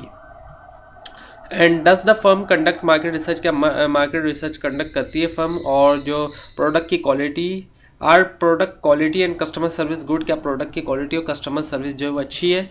And are the firms product service price appropriately, जो प्रोडक्ट फर्म्स के जो प्रोडक्ट सर्विसेज हैं वो सही तरीके से प्राइस्ड हुए हैं या नहीं। And does the firm have an effective promotion advertising and publicity strategy, क्या फर्म की जो है वो इफेक्टिव प्रमोशन एडवर्टाइजिंग और पब्लिसिटी की स्ट्रेटजी है। And are marketing planning and budget effective, जो प्लानिंग हुई हुई है मार्केटिंग की और बजट जो है वो इफेक्टिव, बजटिंग जो है वो इफेक्टिव है या नहीं। और do the firms marketing managers have adequate experience and training, जो मार्केटिंग मैनेजर्स हैं बताइए बात है उनके पास भी एडुकेट ट्रेनिंग और एक्सपीरियंस ज़रूरी होता है, क्या उनके पास भी एडुकेट ट्रेनिंग है और एक्सपीरियंस है नहीं प्रॉपर, और एनफ ट्रेनिंग है उनकी या नहीं है, और एनफ एक्सपीरियंस है उनके पास या नहीं है। अब है lecture number 15 finance and accounting. So financial strengths और वीकनेस को डिटरमाइन करना जो है वो की है स्ट्रेटजी फॉर्मुलेशन के लिए। इसमें क्या क्या चीज़ें आती हैं, इन्वेस्टमेंट डिसीजन आ जाता है जिसको कैपिटल बजटिंग भी कहते हैं। इसके अलावा फाइनेंसिंग है, फाइनेंसिंग का डिसीजन और डिविडेंड डिसीजन होता है। इन्वेस्टमेंट डिसीजन में होता है इन्वेस्टमेंट करने से रिलेटेड जो डिसीजन होता है, फाइनेंसिंग में फाइनेंसिंग करना, और डिविडेंड में जो है वो डिविडेंड जो शेयर होल्डर्स को दिया जाता है। Now we have the functions of financing and accounting. अब ये दोबारा उसी चीज़ को दिखाया जा रहा है। ये जो है ये तीनों जो है फंक्शन है, investment decision, financing decision, dividend decision, जो ये एक्चुअली फंक्शन है फाइनेंस और अकाउंटिंग के। So now we have the basic financial ratios. अब कुछ रेशियोज मौजूद हैं, इनकी कैलकुलेशन तो आपने हो सकता है फाइनेंशियल अकाउंटिंग के कोर्स के अंदर पढ़ ली हो। अगर आपने नहीं पढ़ी तो आप इसको वहाँ जाके पढ़ सकते हैं MGT 101 के कोर्स के अंदर। यहाँ पे भी आपको कुछ बताया जाएगा इन रेशियोज़ के बारे में। तो उस पहला रेशियो है हमारे पास लिक्विडिटी रेशियोज़। तो इसका मतलब ये होता है कि फर्म की ability to meet its short term obligation, के किस तरीके से फर्म जो है वो शॉर्ट टर्म ऑब्लिगेशन, जो शॉर्ट टर्म लाइबिलिटीज़ हैं उसको किस तरह से पूरा कर सकती है। इसमें करंट रेशियो आता है जिसमें करंट एसेट और करंट लाइबिलिटीज़ के दरमियान रेशियो देखा जाता है कि करंट लाइबिलिटी के मुकाबले में कितना करंट एसेट फर्म के पास मौजूद है। उसके बाद फिर क्विक रेशियो आता है जिसमें क्विक एसेट्स और लाइबिलिटीज़ के दरमियान एक रेशियो देखा जाता है कि लाइबिलिटीज़ के मुकाबले में क्विक एसेट कितने मौजूद है फर्म के बाद। फिर है लेवरेज रेशियोज। अब लेवरेज रेशियो जो होते हैं उसमें देखा जाता है एक्सटेंड डेट फाइनेंसिंग का, कि कितनी ज़्यादा डेट फाइनेंसिंग हुई हुई है। एक तो होती है इक्विटी फाइनेंसिंग जिसमें ऑनर्स जो होते हैं, शेयर होल्डर्स होते हैं, वो फाइनेंस यानी पैसा लगा रहे होते हैं। दूसरी तरफ होती है डेट फाइनेंसिंग यानी उधार पे जो लिया होता है। तो इसमें कुछ रेशियोज है, डेट टू टोटल एसेट, यानी कि डेट कितना है टोटल एसेट्स के मुकाबले में, टोटल एसेट्स के मुकाबले में कितना ज़्यादा उधार है। इसके अलावा डेट टू इक्विटी, इक्विटी के मुकाबले में जो शेयर होल्डर्स इक्विटी है उसके मुकाबले में कितना ज़्यादा जो है वो डेट है। इसी तरह से long term debt to equity, long term debt कितना मौजूद है इक्विटी के मुकाबले में, और टाइम्स इंटरेस्ट अर्न, यानी जो इंटरेस्ट लिया इंटरेस्ट होता है, जारी बात है लोन जब भी कहीं बैंक वगैरह से कंपनी उठाती है तो वो इंटरेस्ट के बगैर नहीं मिलता। तो इंटरेस्ट को कितनी जल्दी अर्न कर सकती है कंपनी, कितनी जल्दी उसको पे कर सकती है। So now we have the activity ratios. अब एक्टिविटी रेशियोज से ही पता चलता है कि एक्टिविटी के बारे में, एक्टिविटी से मुराद ये है कि कितना ज़्यादा इफेक्टिवली फर्म जो है अपने रिसोर्सेज को यूज़ कर रही है। जितना ज़्यादा यूज़ करेगी अच्छा, जारी बात है उतने ज़्यादा इससे अच्छा इसी से पता चल जाएगा कि कितना अच्छा यूज़ कर रही है। तो इसमें जो रेशियोज होते हैं वो होते हैं इन्वेंटरी टर्नओवर के रेशियो। इन्वेंटरी टर्नओवर के रेशियो से ये पता चलता है कितनी ज़्यादा जल्दी जो है वो फर्म जो है वो इन्वेंटरी को सेल कर रही है एक गिवन पीरियड ऑफ टाइम में, यानी फॉर एग्जाम्पल एक साल में कितनी जल्दी इन्वेंटरी बिकती है या एक महीने के अंदर। इसी तरह फिक्स्ड एसेट टर्नओवर, अब फिक्स्ड एसेट के ऊपर कितनी सेल हो रही है। फिक्स्ड एसेट का रेशियो देखते हैं सेल्स से, तो ये अंदाजा लगाया जाता है कि फिक्स्ड एसेट के मुकाबले में कितनी ज़्यादा सेल हो रही है। तो जितनी ज़्यादा सेल होगी तो फिक्स्ड एसेट का कंपनी उतना ही ज़्यादा अच्छा इस्तेमाल कर रही है। इसी तरह से टोटल एसेट टर्नओवर है, इसमें भी यही देखा जाता है कि टोटल एसेट्स के मुकाबले में सेल्स कितनी है। तो जितनी ज़्यादा सेल्स होगी उतनी ज़्यादा फर्म जो है वो टोटल एसेट्स को अच्छा यूज़ कर रही है। उसके बाद आया था अकाउंट रिसीवेबल टर्नओवर। इसके अंदर क्या होता है कि जो अकाउंट रिसीवेबल है, जो रिसीव करना है, उसका टर्नओवर देखा जाता है कि कितनी जल्दी जो है वो रिसीव होता है। उसके बाद आता है एवरेज कलेक्शन पीरियड। अब जो पेमेंट है वो कितनी जल्दी जो है कंपनी अपनी पेमेंट रिसीव करती है, उसका जो एक एवरेज पीरियड है वो कितना है। So now we have the profitability ratios. अब ये जो प्रॉफिटेबिलिटी रेशियोज हैं ये इफेक्टिवनेस शो करते हैं by return on sales and investment, जो सेल्स और इन्वेस्टमेंट में रिटर्न है उसके जरिए। तो पहला जो रेशियो होता है वो होता है ग्रॉस प्रॉफिट मार्जिन का। ग्रॉस प्रॉफिट मार्जिन होता है, ग्रॉस प्रॉफिट होता है जो पहले निकलता है नेट प्रॉफिट से। उसके बाद है ऑपरेटिंग प्रॉफिट मार्जिन, ये भी एक तरह का प्रॉफिट होता है, इसका भी निकलता है, इसको भी निकाला जाता है। और फिर नेट प्रॉफिट मार्जिन, तमाम किस्म के एक्सपेंसेस वगैरह को हटा के जो प्रॉफिट आ रहा होता है वो नेट प्रॉफिट आता है। इसके अलावा है इसमें रिटर्न ऑन टोटल एसेट, जो रिटर्न है टोटल एसेट्स के ऊपर। और इसके अलावा इसमें return on stock holders equity. अब स्टॉक होल्डर्स जो इक्विटी है यानी शेयर होल्डर्स की इक्विटी, उस पर कितना रिटर्न है वो भी है। अर्निंग्स पर शेयर, हर शेयर के ऊपर कितनी अर्निंग है वो। And price earning ratio, price और अर्निंग्स के दरमियान जो रेशियो है वो। Now the growth ratios. अब ये जो है क्या कहते हैं firms ability to maintain economic position, firm की जो एबिलिटी है इकोनॉमिक पोजीशन को मेंटेन करने के लिए। अब ये जो रेशियोज होते हैं ये सेल्स के बारे में है, नेट इनकम के बारे में, अर्निंग पर शेयर दोबारा आ गया ये, और डिविडेंड्स पर शेयर यानी पर शेयर कितना डिविडेंड है जो शेयर होल्डर को मिलता है dividend. Now we have the audit about the financing and accounting. So where is the firm strong and weak as indicated by the financial ratio analysis. So where is the firm, कहाँ पर जो है वो firm जो है वो strong है और वीक है, जिस तरह से इंडिकेट किया है फाइनेंशियल रेशियो एनालिसिस में। Can the firm raise needed short term capital, क्या फर्म जो है वो रेज कर सकती है and needed short term capital जो ज़रूरी है, and can the firm raise needed long term capital through debt and और इक्विटी, क्या फर्म जो है वो रेज कर सकती है, हासिल कर सकती है जो भी ज़रूरत है उसको लॉन्ग टर्म कैपिटल की डेट के थ्रू या इक्विटी के थ्रू, यानी उधार के थ्रू या फिर इक्विटी यानी शेयर होल्डर्स वगैरह के थ्रू। And does the firm have sufficient working capital, क्या वर्किंग कैपिटल सफिशिएंट है फर्म के पास, और are budgeting capital budgeting procedures effective, जो कैपिटल बजटिंग के प्रोसीजर्स यूज़ हो रहे हैं क्या वो इफेक्टिव हैं या नहीं है। And are dividend pay out policies reasonable, क्या dividend pay out policies reasonable है। And does the firm have good relations with its investor and stock holder, क्या फर्म के जो है वो अच्छे ताल्लुकात हैं इन्वेस्टर से और स्टॉक होल्डर से। And are the firms financial managers experience and well trained, क्या फर्म के फाइनेंशियल मैनेजर्स और एक्सपीरियंस भी है उनके पास और वो वेल ट्रेंड हैं या नहीं है। सो नाउ द प्रोडक्शन और ऑपरेशंस, अब प्रोडक्शन और ऑपरेशन की जो है बात है, तो इसमें प्रोसेस आते हैं, जो कोर एक्टिविटीज़ होती हैं वो प्रोसेस होती हैं, कैपेसिटी जो गुंजाइश है, इन्वेंटोरी होती है, इन्वेंटोरी का लेवल आज के दौर में तो मिनिमम लेवल को मेंटेन किया जाता है क्योंकि जस्ट इन टाइम का कॉन्सेप्ट यूज़ किया जा रहा है। जस्ट इन टाइम का कॉन्सेप्ट आपने हो सकता है पढ़ लिया हो बेसिक कोर्सेज के अंदर, तो उसके अंदर ये होता है कि जो सप्लायर होता है उससे एक कंफर्म होता है कि जब भी ज़रूरत होगी इन्वेंटोरी की वो सप्लाई कर देगा, तो उसी वजह से मिनिमम इन्वेंटोरी को मेंटेन किया जाता है। इसके अलावा वर्कफोर्स होना भी बहुत ज़रूरी है और ट्रेन वर्कफोर्स होना है, ऐसे लोग होना जो ट्रेन भी हो, ये नहीं कि सिर्फ एम्प्लॉय होना काफ़ी है बल्कि ट्रेन होना चाहिए, प्रॉपरली ट्रेन हो और जो भी क्वालिफिकेशन वगैरह रिक्वायर्ड है वो हो उसके पास, एंड क्वालिटी होनी चाहिए।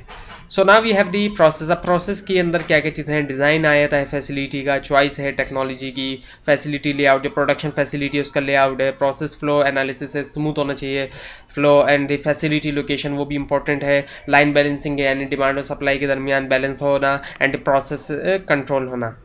उसके बाद है कैपेसिटी यानी कि गुंजाइश जो है उसमें फोरकास्टिंग आती है यानी फ्यूचर प्रेडिक्शन है, फैसिलिटीज़ प्लानिंग है, एग्रीगेट प्लानिंग है यानी ओवरऑल प्लानिंग जो है, स्केजुलिंग है स्केजुअल करना, और उसके अलावा कैपेसिटी प्लानिंग है, और फिर आ जाता है हमारे पास क्यूइंग एनालिसिस यानी कि इस काम के बाद वो काम होगा, क्यू बन जाएगी एक तरह की।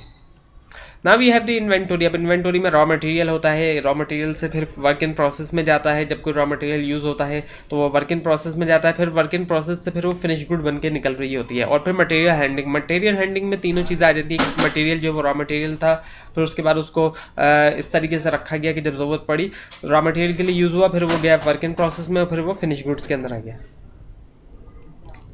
एंड नाउ दी वर्कफोर्स, अब वर्कफोर्स के लिए हमारे पास जॉब डिज़ाइन है, जॉब को डिज़ाइन करना, वर्क मेजरमेंट जो काम किया जा रहा है उसकी मेजरमेंट हो, जॉब एनरिचमेंट हो, एनरिचमेंट के अंदर होता क्या है कि रिस्पॉन्सिबिलिटी और अथॉरिटी बढ़ा दी जाती है, वर्क स्टैंडर्ड सेट होते हैं और मोटिवेशन यूज़ की जाती है एम्प्लॉयज़ को मोटिवेट करने के लिए। नाउ दी क्वालिटी, अब क्वालिटी में क्वालिटी कंट्रोल होता है, इंस्पेक्शन की जाती है कि जो भी ख़राब प्रोडक्ट्स हैं वो रिजेक्ट कर दी जाती हैं जब बन गई प्रोडक्ट्स, उसके बाद और जो सही होती है उनको एक्सेप्ट कर लिया जाता है। फिर सैम्पलिंग होती है, सैम्पल लेके टेस्ट किया जाता है, ओवरऑल बहुत सारी प्रोडक्ट्स, बहुत सारे एक तरह से जब प्रोडक्शन हुई इसमें से कुछ पीस लेके सैम्पल लेके टेस्ट किया जाता है। इसके अलावा टेस्टिंग है, पूरी जो टेस्टिंग की जा रही है, और फिर क्वालिटी एश्योरेंस। अब क्वालिटी कंट्रोल पहले के दौर में होता था कि जब प्रोडक्शन के बाद टेस्ट करते थे, चेक करते थे कि इंस्पेक्शन होती थी कि कौन सी चीज़ ख़राब है, कौन सा पीस ख़राब है तो उसको हटा देते थे, लेकिन अब क्वालिटी एश्योरेंस का कॉन्सेप्ट आ चुका है क्वालिटी कंट्रोल से ज़्यादा। तो अब उसमें ये होता है कि पहले ही इस तरीके से प्रोडक्शन की जाती है कि कोशिश की जाती है कि डिफेक्टिव प्रोडक्ट कम से कम बने,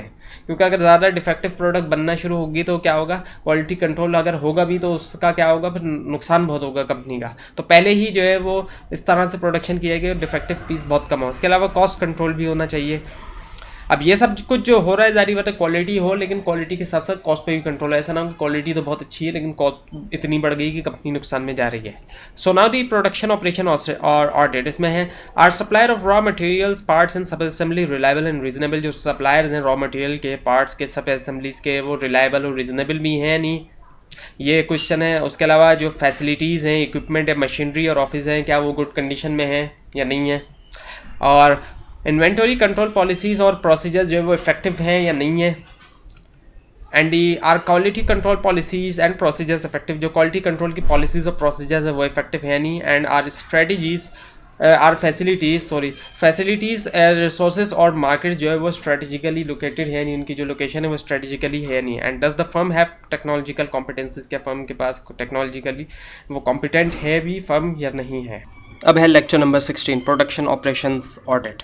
तो इसमें जो क्वेश्चन है वो है are quality control policies and procedures effective, क्या क्वालिटी कंट्रोल की जो पॉलिसीज़ हैं और प्रोसीजर्स हैं वो इफेक्टिव हैं या नहीं है। उसके बाद है are facilities resources market strategically located, जो फैसिलिटीज़ हैं रिसोर्सेज हैं और जो मार्केट है वो स्ट्रेटेजिकली लोकेटेड है या नहीं, उनकी जो लोकेशन है वो स्ट्रेटेजिकली है या नहीं। And the does the firms have technological competencies, क्या फर्म के पास टेक्नोलॉजिकली तौर पे कॉम्पिटेंसीज हैं या नहीं, यानी काबिलियत है या नहीं। Now the research and development, so research and development की जाती है, तो डेवलपमेंट करना नई प्रोडक्ट का कंपटीशन से पहले और इम्प्रूव करना प्रोडक्ट क्वालिटी को, क्वालिटी के अंदर इम्प्रूवमेंट लेकर आना प्रोडक्ट की, और ना सिर्फ प्रोडक्ट की क्वालिटी के अंदर इम्प्रूवमेंट करना बल्कि जो मैन्युफैक्चरिंग प्रोसेस है उसके अंदर भी इम्प्रूवमेंट लेकर आना ताकि कॉस्ट के अंदर कमी लाई जा सके। अगर मैन्युफैक्चरिंग प्रोसेस जितना बेटर होगा उतनी कम जो है वो कॉस्ट में कमी आ सकती है और उससे टाइम में भी काफ़ी जो है वो टाइम भी काफ़ी सेव हो सकता है। सो R&D budgets, research and development का जो बजट होता है उसमें क्या क्या चीज़ें हो सकती हैं। Financing as many project as possible, यानी फाइनेंसिंग करना जितने प्रोजेक्ट हो सकते हैं पॉसिबल वो। उसके अलावा है use of percentage of sales method, percentage of sales method use करना है, यानी कि एक परसेंटेज होना सेल्स की है। फॉर एग्जांपल अगर 1 मिलियन की सेल है तो उसकी 10% अगर निकाल लेते हैं तो वो बनती है 1 लाख, तो परसेंटेज वाइज यूज़ करना सेल्स की जो है उसको कहते हैं। उसके अलावा बजटिंग रिलेटिव टू कॉम्पिटिटर्स से रिलेटिव भी हो सकती है बजटिंग, जो कॉम्पिटिटर्स बजट बना रहे हैं। And the deciding how many successful new products are needed, decide करना है कितनी सक्सेसफुल न्यू प्रोडक्ट्स जो है वो ज़रूरी होती हैं। Now the research and development audit, अब इसका जो ऑडिट है रिसर्च एंड डेवलपमेंट का उसमें क्या क्या क्वेश्चंस हैं। Does the firm has R&D facilities, क्या फर्म के पास जो है वो R&D की फैसिलिटीज़ हैं और क्या वो एडुकेट हैं, सफिशेंट हैं, वो एनफ हैं या नहीं है। And if R&D outside R&D are used, अगर आउटसाइड R&D को यूज़ किया जाता है रिसर्च एंड डेवलपमेंट को, यानी बाहर किसी फर्म से किया जाता है, आर दे कॉस्ट इफेक्टिव, क्या वो कॉस्ट इफेक्टिव है। ऐसा तो नहीं कि किसी और फर्म के जरिए R&D करवाई जा रही है तो बहुत महंगी होती है। उसके अलावा are the organizations R&D personnel well qualified, अगर ऑर्गेनाइजेशन के अपने R&D पर्सनल हैं जो स्टाफ है R&D वाला, क्या वो वेल क्वालिफाइड है, वो क्वालिफाई है, इस काबिल है वो कि R&D जो है बहुत अच्छी तरह कर सके वो। And R&D resources allocated effectively, जो R&D के रिसोर्सेज हैं क्या वो इफेक्टिवली तौर पे एलोकेट हुए हुए हैं, जहाँ जिस रिसोर्सेज की ज़रूरत है वहाँ वो मौजूद है या नहीं। उसके अलावा are management information and computer system adequate, क्या मैनेजमेंट इंफॉर्मेशन और कंप्यूटर सिस्टम एडिकेट है यानी एनफ है या नहीं है। And is the communication between R&D and other organisational unit effective, क्या कम्युनिकेशन जो है R&D और जो दूसरे ऑर्गेनाइजेशन के यूनिट्स हैं उनके दरमियान एक इफेक्टिव कम्युनिकेशन है या नहीं है। And are present products technologically competitive, जो प्रेजेंट प्रोडक्ट है, मौजूदा जो प्रोडक्ट हैं क्या टेक्नोलॉजिकली तौर पे वो कॉम्पिटिटिव हैं या नहीं है। सो मैनेजमेंट इंफॉर्मेशन सिस्टम, अब मैनेजमेंट इंफॉर्मेशन सिस्टम का पर्पस क्या है, इसका मतलब ये कि इम्प्रूव करना परफॉर्मेंस एक एंटरप्राइज की, किस तरीके से इम्प्रूव की जाती है bye improving the quality of managerial decisions, quality और जो है मैनेजरियल डिसीजन की इम्प्रूव करते हुए। सो मैनेजमेंट इंफॉर्मेशन सिस्टम में जो चीज़ें हैं वो हैं, इंफॉर्मेशन सिस्टम होता है, इसमें CIO या CTO होता है, चीफ इंफॉर्मेशन ऑफिसर या चीफ टेक्नोलॉजिकल ऑफिसर होता है, सिक्योरिटी होती है, ज़ाहिर बात सिक्योरिटी होना चाहिए और यूज़र फ्रेंडली होना चाहिए। इसके अलावा ई-कॉमर्स यानी इलेक्ट्रॉनिक कॉमर्स, ऑनलाइन सेलिंग की वेबसाइट ई-कॉमर्स वेबसाइट कहते हैं। सो मैनेजमेंट इंफॉर्मेशन ऑडिट के जो मैनेजमेंट इंफॉर्मेशन सिस्टम ऑडिट की जो क्वेश्चन है वो ये हैं कि क्या, पहला क्वेश्चन जो है do all manager in the firm use the information system to make decision, क्या तमाम जो मैनेजर मौजूद हैं फर्म के अंदर वो इंफॉर्मेशन सिस्टम को यूज़ करते हैं डिसीजन बनाने के लिए। उसके बाद है is there a chief information officer, जो आपको मैंने बताया था CIO या CTO का, तो क्या कोई एक चीफ इंफॉर्मेशन ऑफिसर या director of information system position in the firm, इन दोनों में से कोई एक पोजीशन है फर्म के अंदर। इसके अलावा are data in the information system updated regularly, अब इंफॉर्मेशन सिस्टम तो मौजूद है लेकिन उसका डेटा जो है वो अपडेटेड रेगुलरली होना चाहिए, तो क्या जो इंफॉर्मेशन सिस्टम का डेटा है वो अपडेटेड होता है रेगुलर बेसिस के ऊपर या नहीं। उसके बाद आता है do managers from all functional areas of the firm contribute input to the information system. क्या तमाम जो मैनेजर्स हैं फंक्शनल एरियाज के फर्म के वो कंट्रीब्यूट करते हैं information input to the information system, यानी तमाम के तमाम मैनेजर्स की जितने भी फंक्शनल एरियाज़ के मैनेजर होते हैं उनकी कंट्रीब्यूशन की ज़रूरत पड़ती है इनपुट के कंट्रीब्यूशन की इंफॉर्मेशन सिस्टम में। तो क्या वो कर रहे हैं या नहीं कर रहे हैं। उसके अलावा are there effective passwords for entry into the firm's information system. क्या पासवर्ड इतने इफेक्टिव हैं एंट्री के लिए इंफॉर्मेशन फर्म्स की इंफॉर्मेशन सिस्टम में। ज़ाहिर बात है पासवर्ड को भी इफेक्टिव होना चाहिए, अदरवाइज़ तो क्या होगा कि इन्फॉर्मेशन जो है वो कॉम्पिटिटर्स के या राइवल जो फर्म है उनके हाथों में भी लग सकती है। और strategies of the firm familiar with the information systems of rival firms. जो स्ट्रेटजिस्ट हैं फर्म के वो फैमिलियर हैं information of the information system of the rival firm. जो राइवल फर्म्स का इंफॉर्मेशन सिस्टम है उससे फैमिलैरिटी है या नहीं है जो स्ट्रेटजिस्ट हैं फर्म के। उसके बाद है फिर is the information system user friendly. अब यूज़र फ्रेंडली की मैंने पहले भी बात की थी, क्या इंफॉर्मेशन सिस्टम जो है वो यूज़र फ्रेंडली है नहीं, इसको यूज़र फ्रेंडली होना चाहिए। And do all the users of the information system understand the competitive advantages that information can provide firm. क्या तमाम जो यूज़र हैं इंफॉर्मेशन सिस्टम के वो अंडरस्टैंड करते हैं, समझते हैं competitive advantage that firm can provide firm. Are computer training workshops provided for user. क्या कंप्यूटर ट्रेनिंग की वर्कशॉप्स जो है वो प्रोवाइडेड हैं यूज़र्स के लिए। Is the firm system being improve. और क्या इस फर्म का सिस्टम इम्प्रूव हो रहा है नहीं। अब जो एक सिस्टम लगा हुआ है उसको इम्प्रूव भी होना चाहिए। इम्प्रूव नहीं होगा तो क्या होगा कि बाकी फर्म्स आगे निकल जाएंगी और जिस फर्म का इम्प्रूव नहीं हो रहा वो फर्म पीछे रह जाएगी। अब है लेक्चर नंबर 17 इंटरनल एनालिसिस। इसके 5 स्टेप हैं। ये 5 स्टेप का प्रोसेस है जिसमें से पहला जो स्टेप है उसमें लिस्ट बना ली जाए कि इंटरनल फैक्टर्स, जो भी इंटरनल फैक्टर्स हैं कि इंटरनल फैक्टर यानी स्ट्रेंथ और वीकनेस। स्ट्रेंथ और वीकनेस ही इंटरनल होती है, शॉर्ट एनालिसिस में भी यही आपने पढ़ा होगा। तो ये वही चीज़ है कि इंटरनल फैक्टर्स जो है स्ट्रेंथ और वीकनेस उनकी लिस्ट बना ली जाए। उसके बाद जितने भी फैक्टर्स हैं हर फैक्टर को जो है वेट दे दिया जाए 0 से 1 के दरमियान, लेकिन इस बात का ख्याल रखा जाए कि उन तमाम फैक्टर का जो वेट है जब उनको हम जमा करेंगे तो वो 1 के बराबर होगा। क्यों? क्योंकि 1 का मतलब है 100% और 100% से कोई चीज़ ज़्यादा नहीं होती। उसके बाद रेटिंग भी दे दी जाएगी हर फैक्टर को 1 से 4 के दरमियान।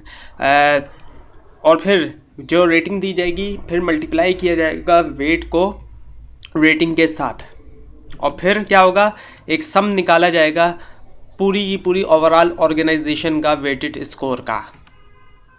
हाईएस्ट पॉसिबल वेटेड स्कोर जो ऑर्गेनाइजेशन के लिए है वो 4 है क्योंकि 4 रेटिंग मैक्सिमम है, और लोएस्ट जो है वो 1 है क्योंकि लोएस्ट रेटिंग 1 है, और एवरेज जो है वो 2.5 है।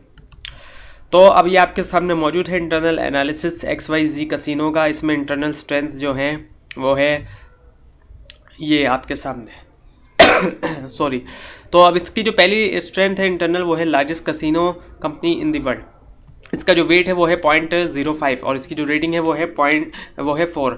तो इसका जो वेटेड स्कोर बना मल्टीप्लाई करने के बाद रेटिंग और वेट को वो बना 0.20। उसके बाद फिर रूम ऑक्यूपेंसी रेट्स ओवर 95%। तो इसका जो वेट है वो है 0.10, इसकी रेटिंग जो है वो है 4, मल्टीप्लाई किया तो वेटेड स्कोर है 0.40। इंक्रीजिंग फ्री कैश फ्लोज है वो है 0.05, रेटिंग है 3, मल्टीप्लाई किया तो आ गया 0.15। इसी तरह से ऑन्स 1 mile on Las Vegas strip वो है 0.15, रेटिंग है 4 और वेटेड स्कोर है 0.60। स्ट्रॉन्ग टीम मैनेजमेंट टीम है, वेटेड इसका है 0.05, रेटिंग है 3, वेटेड स्कोर है 0.15। और बुफे एट मॉस फैसिलिटीज़ वो है 0.05, रेटिंग है 3, मल्टीप्लाई किया तो वेटेड स्कोर आया 0.15। मिनिमल कॉम्स प्रोवाइडेड वो है वेट इसका 0.05, रेटिंग है 3, वेटेड स्कोर आया 0.15। लॉन्ग रेंज प्लानिंग है, वेट है इसका 0.05, रेटिंग है इसकी वेट इसका 0.05 है, रेटिंग है इसकी 4 है और वेटेड स्कोर है 0.20।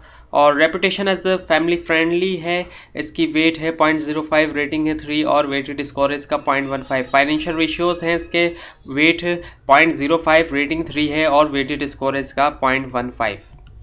उसके बाद है इंटरनल वीकनेसेस। स्ट्रेंथ हो गए, वीकनेसेस इसमें जो पहली वीकनेस है वो है most properties located in Las Vegas. तो इसका जो वेट है वो है 0.05, रेटिंग है 1, वेटेड स्कोर है 0.05, लिटिल डाइवर्सिफिकेशन वेट है इसका 0.05, रेटिंग 2 है, वेटेड स्कोर है 0.10, family reputation not high rollers 0.05, weight है, रेटिंग 2 है, मल्टीप्लाई किया आपस में तो 0.10 आ जाएगा। हाँ, लॉफलिन प्रॉपर्टीज़ इसकी जो वेट है वो है 0.10, रेटिंग 1 है और वेटेड स्कोर है 0.10, और recent loss of joint ventures weight है इसका 0.10, रेटिंग है 1 and weighted score is the 0.10। So now the total is the weight, total weight is 1। ये तो आपको मैंने पहले ही बताया कि टोटल वेट जो है 1 ही होगा, क्योंकि 100% इसका मतलब ये होता है।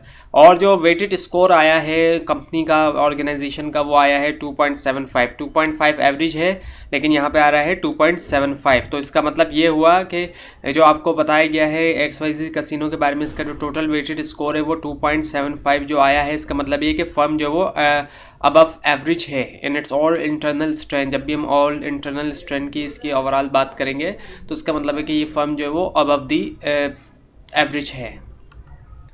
अब है लेक्चर नंबर 18, इसमें कोटेशन है विल रोजर्स की, even if you are on the right track you will get run over if you just sit there. अगर आप राइट ट्रैक पर भी हैं और अगर आप वहाँ सिर्फ बैठे रहना चाहते हैं, मूव नहीं करना चाहते, तो कोई चीज़ आएगी आपको स्टक करेगी और गेट ओवर कर जाएगी। तो मूव करना जो है वो ज़रूरी होता है। राइट ट्रैक पे जाने के बाद भी उस रास्ते पर, यानी एक सही रास्ते पर मौजूद भी हैं तो सही रास्ते पर चलना ज़रूरी होता है, वहाँ जाके बैठना नहीं होता है। So hundreds of companies today embrace strategic management. ज़्यादातर कंपनीज आजकल जो है वो स्ट्रेटेजिक मैनेजमेंट को एम्ब्रेस कर रही हैं, यूज़ कर रही हैं, स्ट्रेटेजिक प्लानिंग को किस लिए? हायर रेवेन्यूज़ के लिए और हायर प्रॉफिट्स के लिए, क्योंकि रेवेन्यूज़ हाई है, इनकम यानी कि, और प्रॉफिट भी। So long term objectives. अभी लॉन्ग टर्म ऑब्जेक्टिव्स क्या होते हैं? ये रिजल्ट्स हैं, किस चीज़ के रिजल्ट जो एक्सपेक्टेड हैं परस्यूइंग करने के लिए, करने से सर्टेन स्ट्रेटजीज़, कुछ स्ट्रेटजीज़। जब स्ट्रेटजीज़ की बात होती है तो जाहिर बात है कुछ रिजल्ट्स एक्सपेक्ट किए जा रहे हैं, तो वही जो है वो लॉन्ग टर्म ऑब्जेक्टिव्स हैं। अब ऑब्जेक्टिव्स को क्या होना चाहिए? क्वांटिफाइबल होना चाहिए, यानी क्वांटिटी की फॉर्म में, मेजरेबल होना चाहिए, इनको नापा जा सके, रियलिस्टिक हो, ऐसा ना हो कि कोई अनरियलिस्टिक किस्म का हो, रियलिस्टिक होना चाहिए, अंडरस्टैंडेबल हो, समझ में आए, चैलेंजिंग हो, ऐसा ना हो कि बिल्कुल ही मतलब ये हल्का सा हो, आसान सा हो, ऐसा नहीं है, चैलेंजिंग हो, हिरार्कल हो, लेवल्स हो, ऑब्टेनेबल हो, उसको ऑब्टेन किया जा सके, ऐसा नहीं होगा वो इम्पॉसिबल किस्म का कोई ऑब्जेक्टिव हो, कॉन्ग्रुएंट हो, यानी हार्मनी होनी चाहिए, ऐसा ना हो कि एक ऑब्जेक्टिव एक तरफ जा रहा है, दूसरा दूसरी डायरेक्शन में जा रहा है, और टाइमलाइन हो कि इस वक्त ये होगा, उसके बाद फिर ये होगा, तो एक टाइमलाइन होनी चाहिए। So long term objectives necessary हैं कॉर्पोरेट लेवल पर भी, पूरी की पूरी जो ऑर्गेनाइजेशन का कॉर्पोरेट लेवल है उस पर भी, डिविजनल लेवल पे भी, और उसके नीचे जाए तो फिर फंक्शनल लेवल पे भी, जो डिपार्टमेंट के लेवल होता है। सो स्ट्रेटेजिस्ट को क्या क्या चीज़ें अवॉइड करनी चाहिए? मैनेजिंग बाय एक्स्ट्रापोलेशन से अवॉइड करना चाहिए कि ये हुआ तो अब ये करना, यानी कि गैस करना, तो इस तरह की चीज़ को अवॉइड करें। मैनेजिंग बाय क्राइसिस, कि कोई क्राइसिस आएगा तो हम जो है वो करेंगे। फॉर एग्जाम्पल जैसे आग लगेगी तो हम सोचेंगे कि आग बुझानी है, तो इस किस्म का काम ना हो, पहले से ही सोच के रखें कि हमने ये करना है। उसके अलावा बाय सब्जेक्टिव्स नहीं होना चाहिए, ऑब्जेक्टिविटी का भी इस्तेमाल हो, सिर्फ सब्जेक्टिव नहीं हो। उसके अलावा हॉप सिर्फ अपनी उम्मीदों पर डिपेंड ना हो, उम्मीद पे भी इंसान हो लेकिन सिर्फ उम्मीद ना हो, लेकिन खुद से भी कुछ करे, क्योंकि मैनेजमेंट फिर क्या कर रही है, स्ट्रेटजिस्ट क्या कर रहे हैं फिर, क्योंकि जाहिर बात उनका एक काम है, उन्होंने वो काम करना है।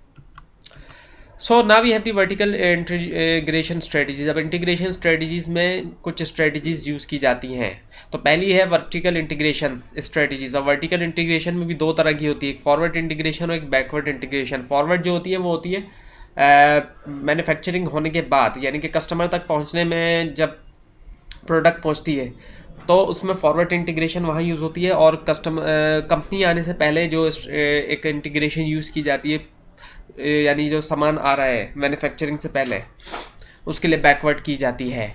इसके अलावा एक है हॉरिजॉन्टल इंटीग्रेशन।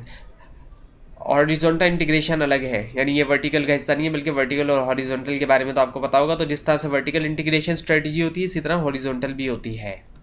तो अब इसकी कुछ थोड़ी थोड़ी करके डिटेल आती जाएगी तो आपको समझ में आएगा। तो वर्टिकल इंटीग्रेशन स्ट्रेटजीज से क्या होता है कि allow a firm to gain control over distributors और सप्लायर। जो डिस्ट्रीब्यूटर्स या सप्लायर होते हैं उन पर कंट्रोल मिल जाता है।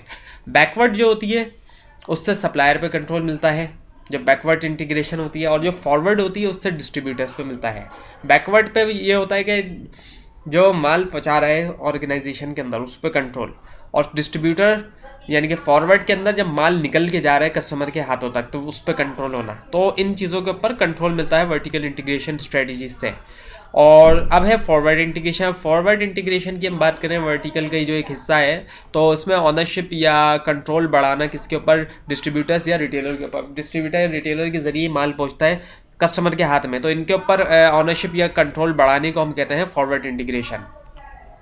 अब इसकी कुछ गाइडलाइन देखते हैं फॉरवर्ड इंटीग्रेशन की। इसमें ये क्या गाइडलाइंस है इसकी। तो प्रेजेंट डिस्ट्रीब्यूटर जो है वो एक्सपेंसिव है, महंगा है, अनरिलायबल है, इनकेपेबल है मीटिंग करने के लिए फर्म्स नीड को, यानी वो इतना कैपेबल नहीं है, उसकी काबिलियत नहीं है कि फर्म की नीड को पूरा कर सके। इसके अलावा अवेलेबिलिटी जो है वो क्वालिटी डिस्ट्रीब्यूटर की लिमिटेड है, तादाद उनकी कमी है उनकी तादाद में। And when firms compete in an industry that is expected to grow markedly. और फर्म जो है वो ऐसी इंडस्ट्री में कॉम्पीट कर रही है जहाँ पे मार्केट जो है वो एक्सपेक्टेड टू ग्रो, इंडस्ट्री जो है वो एक्सपेक्टेड की जा रही है कि ग्रो करेगी मार्केटली। और ऑर्गेनाइजेशन के पास दोनों जो है वो बहुत कैपिटल एंड ह्यूमन रिसोर्सेज, दोनों रिसोर्सेज मौजूद हैं। ह्यूमन रिसोर्सेज भी मौजूद हैं, यानी वर्कर्स भी, ट्रेंड वर्कर, और कैपिटल भी मौजूद है, सरमाया। Needed to manage new business of distribution. इतने रिसोर्सेज मौजूद है कि वो मैनेज कर सके जो नया बिजनेस है डिस्ट्रीब्यूशन का। एंड इसके अलावा है कि एडवांटेजेस ऑफ स्टेबल प्रोडक्शन और हाई, जो एडवांटेजेस है स्टेबल प्रोडक्शन के वो हाई है। And present distributors have high profit margin. अब जो ऑलरेडी प्रेजेंट डिस्ट्रीब्यूटर्स हैं उनके जो प्रॉफिट मार्जिन है वो हाई है। सो नाउ दी बैकवर्ड इंटीग्रेशन। अब बैकवर्ड इंटीग्रेशन ये भी एक वर्टिकल इंटीग्रेशन का एक हिस्सा है। इसमें ऑनरशिप या कंट्रोल जो है वो बढ़ाया जाता है जो फर्म सप्लायर्स हैं, जो सप्लाई कर रहे हैं रॉ मटेरियल वगैरह को। सो इसकी गाइडलाइन क्या है, जब when present suppliers are expensive. अब प्रेजेंट सप्लाई जो है वो एक्सपेंसिव है, अनरिलायबल है और इनकेपेबल है मीटिंग करने के लिए फर्म नीड्स को, वो भी काबिल नहीं है कि वो फर्म की जो ज़रूरत है उसको पूरा कर सकें। एंड नंबर ऑफ सप्लायर वो स्मॉल है, सप्लायर की तादाद कम है और जो कॉम्पिटिटर्स हैं उनकी तादाद ज़्यादा है। And high growth in industry sector, जो पूरी इंडस्ट्री है उसके अंदर हाई ग्रोथ है। एंड फर्म्स हैज़ बहुत कैपिटल, और यहाँ पे भी फर्म के पास जो है वो दोनों कैपिटल भी और ह्यूमन रिसोर्स भी दोनों जो है वो मौजूद हैं मैनेज करने के लिए नया बिजनेस, वो मैनेज कर सकते हैं नए बिजनेस को। इसके अलावा advantages of price stables are important. Advantage जो है प्राइस स्टेबल के वो बहुत अहम है। और इसके अलावा प्रेजेंट सप्लायर्स जो मौजूद हैं सप्लायर्स, उनके हाई प्रॉफिट मार्जिन है। सो नाउ दी हॉरिजॉन्टल इंटीग्रेशन। अब आया हॉरिजॉन्टल इंटीग्रेशन। अब तक अपने वर्टिकल इंटीग्रेशन की दोनों टाइप्स के बारे में पढ़ा गया, फॉरवर्ड और बैकवर्ड। अब हॉरिजॉन्टल। अब हॉरिजॉन्टल में क्या होता है, ऑनरशिप या कंट्रोल बढ़ाया जाता है कॉम्पिटिटर्स के ऊपर कंट्रोल बढ़ जाता है इससे। सो गाइडलाइन क्या है हॉरिजॉन्टल इंटीग्रेशन की, कि फर्म जो है वो इससे मोनोपोलिस्टिक कैरेक्टरिस्टिक्स हासिल कर सकती है federal government without being challenge by federal government. Federal government challenge नहीं करेगी इस चीज़ को। नॉर्मली मोनोपली अलाउ नहीं होती फेडरल गवर्नमेंट की तरफ से, मोनोपली को डिस्करेज कर रही होती है फेडरल गवर्नमेंट। लेकिन जब हॉरिजॉन्टल इंटीग्रेशन कर रही होती है तो उसमें फेडरल गवर्नमेंट जो है वो चैलेंज नहीं करती नॉर्मली, तो मोनोपोलिस्टिक कैरेक्टरिस्टिक्स मिल जाएगी फेडरल गवर्नमेंट की चैलेंज के बगैर। इसके अलावा competes in growing industry, growing जो इंडस्ट्री बढ़ रही है उसमें कॉम्पीट करना, और इंक्रीज होगी economies of scale, provide major competitive advantage. Economies of scale से मतलब अब कोई दूसरी कंपनी को अगर या कॉम्पिटिटर को एक्वायर कर लिया तो उससे क्या फ़ायदा होगा, इकोनॉमीज ऑफ स्केल होगा, यानी एक बड़े पैमाने पे काम बढ़ेगा। उससे क्या होगा, एक कॉम्पिटिटिव एडवांटेज होगा, प्रोडक्ट जो है वो और सस्ते में बनना शुरू हो जाएंगी। इसके अलावा फॉल्टरिंग भी आ सकती है अगर due to lack of material expertise, अगर मैनेजरियल एक्सपर्टीज़, अगर मैनेजरियल एक्सपर्टीज़ के अंदर लैकनेस आ जाती है, कोई खामी आ जाती है, कमी आती है, और नीड फॉर पर्टिकुलर रिसोर्सेज, या फिर किसी रिसोर्सेज की पर्टिकुलर ख़ास रिसोर्सेज की ज़रूरत पड़ जाती है। अब है lecture number 19, Michael porters generic strategies. तो कौन कौन सी स्ट्रेटजीज़ हैं इसमें है, कॉस्ट लीडरशिप की स्ट्रेटजीज़ हैं, यानी कि कॉस्ट के ज़रिए लीडरशिप हासिल करना। उसके बाद फिर डिफरेंशिएशन स्ट्रेटजीज, यानी कुछ प्रोडक्ट में कोई एक डिफरेंट चीज़ लेकर आके उसके ज़रिए जो है वो कस्टमर के सामने ये एक परसेप्शन क्रिएट करना कि इस प्रोडक्ट में कोई एक डिफरेंट चीज़ मौजूद है जो बाकी प्रोडक्ट्स में नहीं है। उसके अलावा फोकस स्ट्रेटजीज, यानी कि मार्केट को सेगमेंट्स में डिवाइड कर लेना और एक ख़ास सेगमेंट के ऊपर फोकस करना जहाँ कंपनी अच्छा परफॉर्म कर सकती है कॉम्पिटिटर्स के मुकाबले में। सो जेनरिक स्ट्रेटजीज अब जो ये जेनरिक स्ट्रेटजीज में सबसे पहली है कॉस्ट लीडरशिप स्ट्रेटजीज। इसमें क्या होता है, pursued in conjunction with differentiation. इसको डिफरेंशिएशन के साथ किया जाता है क्योंकि कॉस्ट खुद भी एक डिफरेंशिएशन है। अगर कॉस्ट कम होगी किसी प्रोडक्ट की तो क्या है, वो एक तरह से डिफरेंशिएशन का काम करेगी कि फ़र्क है कि बाकी प्रोडक्ट्स और ये प्रोडक्ट्स दोनों सेम हैं लेकिन फ़र्क क्या आ रहा है, प्राइस का फ़र्क है। इसकी प्राइस कम है तो क्या होगा कि वो भी एक डिफरेंशिएशन बन जाएगी, कॉस्ट से भी एक डिफरेंशिएशन बन जाती है। इसके अलावा इकोनॉमीज और डिसइकोनॉमीज ऑफ स्केल। अब इसका तो मतलब यही होता है कि बड़े पैमाने में काम होने हैं, लेकिन यहाँ जो बात की जा रही है वो ये बात की जा रही है कि प्राइस जो है वो प्रोडक्ट की प्राइस या तो कम चार्ज होगी या कभी कभी ज़्यादा भी चार्ज हो सकती है कस्टमर को देखते हुए, क्योंकि कस्टमर कभी कभी ऐसा होता है कि वो सोचता है कि ज़्यादा प्रोडक्ट के प्राइस है तो इसमें कुछ ना कुछ अलग चीज़ है जब इसके प्राइस ज़्यादा है बाकी प्रोडक्ट्स के मुकाबले में। इसके अलावा कैपेसिटी यूटिलाइजेशन अचीव, जो कैपेसिटी है प्रोडक्शन की उसको यूटिलाइज करना, वो अचीव करना, और फिर linkages with the suppliers and distributors. अब जो कॉस्ट लीडरशिप पे क्या होता है कि लिंकेजेस जो होते हैं सप्लायर्स के साथ, डिस्ट्रीब्यूटर्स के साथ, वो अच्छे होते जाते हैं क्योंकि उनको भी बेनिफिट्स मिल रहे होते हैं। सो नाउ दी लो कॉस्ट प्रोड्यूसर एडवांटेजेस। क्या क्या एडवांटेजेस हैं लो कॉस्ट प्रोड्यूसिंग के। सो मार्केट जो है वो many sensitive buyer, price sensitive buyer. अब ऐसे बायर्स होते हैं जो प्राइस सेंसिटिव होते हैं, जब वो देखते हैं कि प्रोडक्ट सस्ती मिल रही है तो वो वहाँ से परचेज करते हैं। And few ways of achieving product differentiation. अब प्रोडक्ट डिफरेंशिएशन अचीव करने के बहुत कम तरीके हैं, तो फ़ायदा ये है कि लो कॉस्ट होने से कि लो कॉस्ट भी एक डिफरेंशिएशन का तरीका है।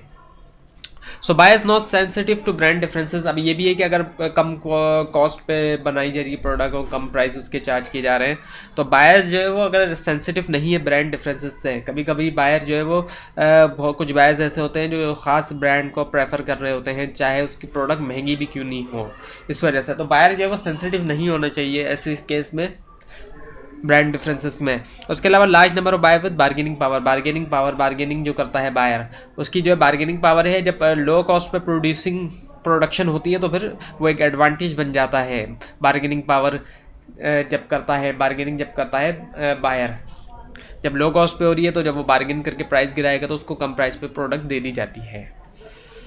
सो नाउ दी डिफरेंशिएशन स्ट्रेटजीज। अब इसमें क्या है कि इसमें ग्रेटर प्रोडक्ट फ्लेक्सिबिलिटी है, एक अच्छी प्रोडक्ट की फ्लेक्सिबिलिटी है, ग्रेटर कंपैटिबिलिटी होती है, कंपैटिबल है प्रोडक्ट। उसके अलावा लोअर कॉस्ट है, कम कॉस्ट है, इम्प्रूव्ड सर्विस। अब सर्विसेज हर कंपनी जो है वो जाहिर बात है कुछ कंपनी ज़्यादा सर्विस अच्छी प्रोवाइड करती है, कुछ कम करती है, तो इससे भी फ़र्क पड़ता है। ग्रेटर कन्वीनियंस, आसानी से मिल जाना, आसानी से उसके पार्ट्स मिल जाना। बहुत सी प्रोडक्ट लोग इसलिए ख़रीदते हैं, वो महंगी होती है लेकिन सिर्फ इस वजह से ख़रीद रहे होते हैं कि आसानी से मिल जाती है या आसानी से उसके पार्ट्स मिल जाते हैं। इसके अलावा मोर फीचर्स भी जो है वो एक स्ट्रेटजीज़ का एक हिस्सा है। अच्छे ज़्यादा फीचर्स होंगे तो वो डिफरेंशिएशन होगी। एक प्रोडक्ट में ज़्यादा फीचर्स है तो वो उसकी डिफरेंशिएशन है, डिफरेंट है वो दूसरों से। इसके अलावा अलावा firm to charge higher prices. अब डिफरेंशिएशन होती है तो उससे फर्म जो है हाई प्राइस भी चार्ज करती है। जैसे आईफोन है उसमें कुछ डिफरेंशिएशन है, इसी वजह से एप्पल वाले उसकी प्राइस जो है वो ज़्यादा चार्ज कर रहे होते हैं। उसके अलावा गेन कस्टमर लॉयल्टी भी मिल जाती है। कस्टमर लॉयल हो जाता है कि बार बार वही उसी कंपनी की या उसी ब्रांड के प्रोडक्ट खरीदता है। सो नाउ दी फोकस स्ट्रेटजीज। अब जो फोकस स्ट्रेटजीज है इसमें क्या है कि इंडस्ट्री का जो सेगमेंट बनाया जाता है, अब इसमें एक सेगमेंट बना के उसको टारगेट किया जाता है, तो जो सेगमेंट बनाया जाता है वो सफिशिएंट साइज़ होना चाहिए, यानी ऐसा ना हो कि बहुत छोटा सेगमेंट बना लिया जाए। उसके अलावा ग्रोथ पोटेंशियल अच्छी होनी चाहिए and not crucial to the success of major competition. अब जो कॉम्पिटिटर्स हैं उनको ऐसा ना लगे कि ये जो चीज़ है ये क्रूशल है उनकी सक्सेस के लिए, उनके यानी कि सक्सेस के लिए एक आड़ बनी हुई है, ऐसा उनको महसूस ना होना चाहिए। सो फोकस स्ट्रेटजीज़ में कस्टमर के पास, उसके अलावा जो है वो कंज्यूमर के जो है वो हैव डिस्टिंक्टिव प्रेफरेंसेस, जो उसकी प्रेफरेंसेस हो डिस्टिंक्टिव हो, मुख्तलिफ हो। और उसके अलावा rival firms not attempting to specialize in the same target segment. ये भी एक बड़ी अहम चीज़ है कि अब जो सेगमेंट बना के फोकस कर रही है कंपनी, जो राइवल फर्म है, जो कॉम्पिटिटर हैं, वो खुद उसी सेगमेंट में ना टारगेट करना शुरू कर दें, तो ये भी एक बड़ी अहम चीज़ है। अब है लेक्चर नंबर 20, इंटेंसिव स्ट्रेटजीज। सो इंटेंसिव स्ट्रेटजीज कौन कौन सी होती हैं? Market penetration, market development and the product development. तो इंटेंसिव स्ट्रेटजीज जो होती हैं इसके नाम से ही पता चल रहा है कि इसके अंदर इंटेंसिव एफर्ट्स की ज़रूरत पड़ती है इम्प्रूव करने के लिए फर्म की कॉम्पिटिटिव पोजीशन एग्जिस्टिंग प्रोडक्ट्स के साथ। सो मार्केट पेनिट्रेशन, अब जो पहली स्ट्रेटजी वो है मार्केट पेनिट्रेशन। इसमें क्या होता है कि मार्केट शेयर को ही बढ़ाया जाता है प्रेजेंट प्रोडक्ट और सर्विसेज के साथ, और मार्केट भी वही होती है प्रेजेंट मार्केट के अंदर। लेकिन ये सब किस तरह किया जाता है? एक ग्रेटर मार्केटिंग एफर्ट्स के साथ, यानी प्रोडक्ट भी वही है, मार्केट भी वही है, लेकिन उसी के अंदर अपना शेयर बढ़ाया जाएगा कुछ मार्केटिंग एफर्ट्स के साथ, कुछ एडवर्टाइजिंग वगैरह और कुछ इस तरह से प्रमोशन किया जाएगा, कुछ ऐसी एफर्ट्स की जाएंगी कि शेयर बढ़ाया जाएगा। तो इसकी कुछ गाइडलाइंस है मार्केट पेनिट्रेशन के लिए। तो वो गाइडलाइन ये है कि करंट मार्केट जो है वो सैचुरेटेड नहीं है, यानी उनमें गुंजाइश मौजूद है, इसी वजह से उसी मार्केट के अंदर अपना शेयर बढ़ाया जाएगा क्योंकि अभी उसमें गुंजाइश मौजूद है। इसके अलावा यूजेज रेट भी बढ़ाया जा सकता है प्रेजेंट कस्टमर का, जो कस्टमर ऑलरेडी मौजूद हैं उनका ही यूजेज रेट बढ़ाया जाए। फॉर एग्जांपल जैसे शैम्पू है, अगर कस्टमर 1 से 2 दिन यूज़ करता है तो कुछ ऐसी कैंपेन्स चलाई जाएँ जिसमें बताया जाए कि 3 या 4 दिन यूज़ करने पर शैम्पू जो है वो इसके ज़्यादा फ़ायदे होंगे। तो उससे क्या होगा कि प्रेजेंट कस्टमर ही और ज़्यादा प्रोडक्ट को परचेज़ करना शुरू कर देगा। उसके अलावा मार्केट शेयर जो है वो कॉम्पिटिटर्स का डिक्लाइन हो रहा है, यानी गिर रहा है, जबकि टोटल इंडस्ट्री की जो सेल है उसमें इजाफा हो रहा है। ऐसी इंडस्ट्री जहाँ पे पूरी इंडस्ट्री की तो सेल में इजाफा हो रहा है, लेकिन जब कॉम्पिटिटर्स के शेयर जो है वो गिर रहे हैं तो ऐसे सिचुएशन में काफ़ी जो है वो मार्केट में इंडस्ट्री के अंदर जो है वो एक गुंजाइश पैदा हो जाएगी और काफ़ी जगह खाली हो जाएगी। तो वो जो जगह खाली हो रही है, जो गुंजाइश पैदा हो रही है, तो वहाँ पे उस जगह को, उस शेयर को कैप्चर किया जा सकता है, उस शेयर को हासिल किया जा सकता है, उस खाली जगह पे अपनी जो है शेयर हासिल किया जा सकता है। उसके अलावा increased economies of scale provide major competitive advantage, यानी इकोनॉमीज़ ऑफ स्केल बढ़ाने से भी जो है वो मेजर कॉम्पिटिटिव एडवांटेज मिलता है। इकोनॉमीज़ ऑफ स्केल बढ़ाने का मतलब ये कि जितने ज़्यादा बड़े पैमाने पे काम होगा तो उससे भी फ़ायदा होता है, उससे क्या होता है, पर यूनिट कॉस्ट में कमी आती है। Now the market development. अब मार्केट डेवलपमेंट का क्या मतलब है? इसका मतलब ये कि प्रेजेंट प्रोडक्ट्स या सर्विसेज को न्यू जोग्राफिक एरिया में इंट्रोड्यूस करना है, यानी प्रोडक्ट या सर्विस तो वही रहेंगी, सेम रहेंगी प्रेजेंट जो हैं, लेकिन जोग्राफिक एरिया जो है वो न्यू होगा। इसी वजह से इसको मार्केट डेवलपमेंट कहा जाता है। तो इसके लिए भी कुछ गाइडलाइंस हैं कि न्यू चैनल्स ऑफ डिस्ट्रीब्यूशन, नए चैनल्स ऑफ डिस्ट्रीब्यूशन होंगे जो कि रिलायबल हैं, इनएक्सपेंसिव भी और गुड क्वालिटी के हैं, और फर्म जो है वो सक्सेसफुल है एट व्हाट इट डज, जो वो करती है। उसके अलावा अनटैप्ड या अनसैचुरेटेड मार्केट्स, ऐसी मार्केट जो अनटैप्ड हैं या अनसैचुरेटेड हैं, जिनमें भी गुंजाइश मौजूद है। उसके अलावा कैपिटल और ह्यूमन रिसोर्स की ज़रूरत पड़ती है मैनेज करने के लिए एक्सपेंडेड ऑपरेशंस। अब जब मार्केट डेवलपमेंट होगी, नई नई मार्केट में जाएंगे तो जाहिर बात है वहाँ पे ऑपरेशंस जब बढ़ेंगे एक फर्म के, तो उसको मैनेज करने के लिए ह्यूमन या कैपिटल रिसोर्स की ज़रूरत पड़ेगी। और जाहिर बात है ह्यूमन रिसोर्स का मतलब ये नहीं है कि सिर्फ लोग जो है वो भर्ती हो जाएँ और वो जो है काफ़ी होगा, नहीं, उनकी प्रॉपर ट्रेनिंग भी होनी चाहिए, वो इस काबिल हों कि वो ऑपरेशंस को मैनेज कर सकें। उसके अलावा एक्सेस प्रोडक्शन कैपेसिटी होनी चाहिए, यानी एक्स्ट्रा कैपेसिटी होनी चाहिए प्रोडक्शन की, ताकि और ज़्यादा जो है वो प्रोडक्ट्स बनाई जा सकें। उसके अलावा basic industry rapidly becoming global, जो इंडस्ट्री खुद है वो ग्लोबल होती जा रही है, यानी कि इंटरनेशनल एक तरह से कई सारे कंट्रीज से में जो है वो फैलती जा रही है इंडस्ट्री। फॉर एग्जांपल जैसे टी की इंडस्ट्री है, वो पूरी दुनिया में फैलती गई, फोन्स की इंडस्ट्री पूरी दुनिया में फैलती चली गई। इस तरह से कोई भी इंडस्ट्री जो दुनिया भर में फैलती जा रही है। अब है प्रोडक्ट डेवलपमेंट। अब प्रोडक्ट डेवलपमेंट में क्या होता है कि ये सेल्स को बढ़ाया जाता है। किस तरीके से? जो प्रेजेंट प्रोडक्ट है, मौजूदा प्रोडक्ट है या सर्विस है, उसमें इम्प्रूवमेंट की जाएगी या फिर नई डेवलप की जाएगी, तो उसको हम कहते हैं प्रोडक्ट डेवलपमेंट। अब प्रोडक्ट की डेवलपमेंट होगी, अब मार्केट की नहीं होगी, अब प्रोडक्ट की होगी, मार्केट वही रहेगी। इसकी गाइडलाइंस कुछ यूँ है कि प्रोडक्ट्स जो है वो मेच्योरिटी स्टेज में लाइफ साइकिल के, अब जब प्रोडक्ट मेच्योरिटी में होती है तो उसके बाद वो डिक्लाइन पीरियड भी उसका आता है। तो डिक्लाइन पीरियड आने से पहले ही उसके अंदर कुछ इंप्रूवमेंट लेकर आई जाए, तो उससे क्या होगा, उसकी जो मेच्योरिटी का पीरियड होगा, जो पीक पीरियड होगा, वो उसके अंदर इजाफा होता जाएगा। और इसके अलावा competes in industry characterize by rapid technological development. अब ऐसी इंडस्ट्री है जहाँ पर टेक्नोलॉजी में बहुत ज़्यादा तेज़ी से चेंजेस हो रही है, डेवलपमेंट हो रही है, तरक्की हो रही है टेक्नोलॉजी के अंदर। तो ऐसी सिचुएशन में, ऐसी इंडस्ट्री के अंदर जो है वो प्रोडक्ट का लाइफ साइकिल बहुत कम होता है। जैसे फ़ोन्स की इंडस्ट्री है, तो फ़ोन्स में क्या होता है कि प्रोडक्ट का लाइफ साइकिल जो है वो बहुत कम होता है, बहुत जल्दी जल्दी नए नए फ़ोन्स आते हैं नए फीचर्स के साथ। तो ऐसी इंडस्ट्री के अंदर तो प्रोडक्ट की डेवलपमेंट बहुत ज़रूरी होती है, उसको इम्प्रूवमेंट करने की, उसको अंदर डेवलपमेंट की। और उसके बाद है मेजर कॉम्पिटिटर्स जो है वो बेटर क्वालिटी प्रोडक्ट्स ऑफर करते हैं कंपेरेबल प्राइस में। अब जो भी मेजर कॉम्पिटिटर्स हैं उनकी प्रोडक्ट भी बेहतर है और उनके प्राइस भी रीज़नेबल हैं, या तो सेम प्राइस है हमारी प्राइस के या फिर हमसे भी कम है। अब इसकी भी मिसाल फ़ोन से ले ली जाए तो फ़ोन आपने अक्सर कंपेयर किया हो तो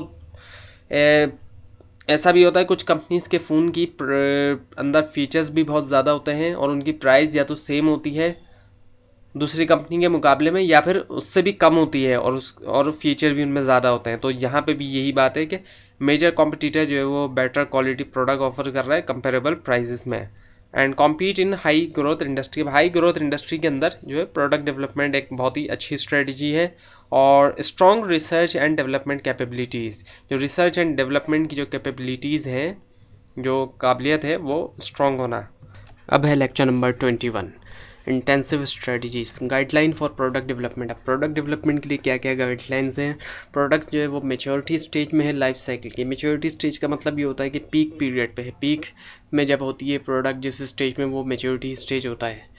उसके बाद है competes in industry characterize by rapid technological development. ऐसी इंडस्ट्री के अंदर कॉम्पीट करना जहाँ पे रैपिडली तौर पर टेक्नोलॉजिकल डेवलपमेंट होती है, यानी बहुत तेज़ी से जो है वो टेक्नोलॉजी के अंदर डेवलपमेंट आती है, जैसे सेलफोन की इंडस्ट्री है।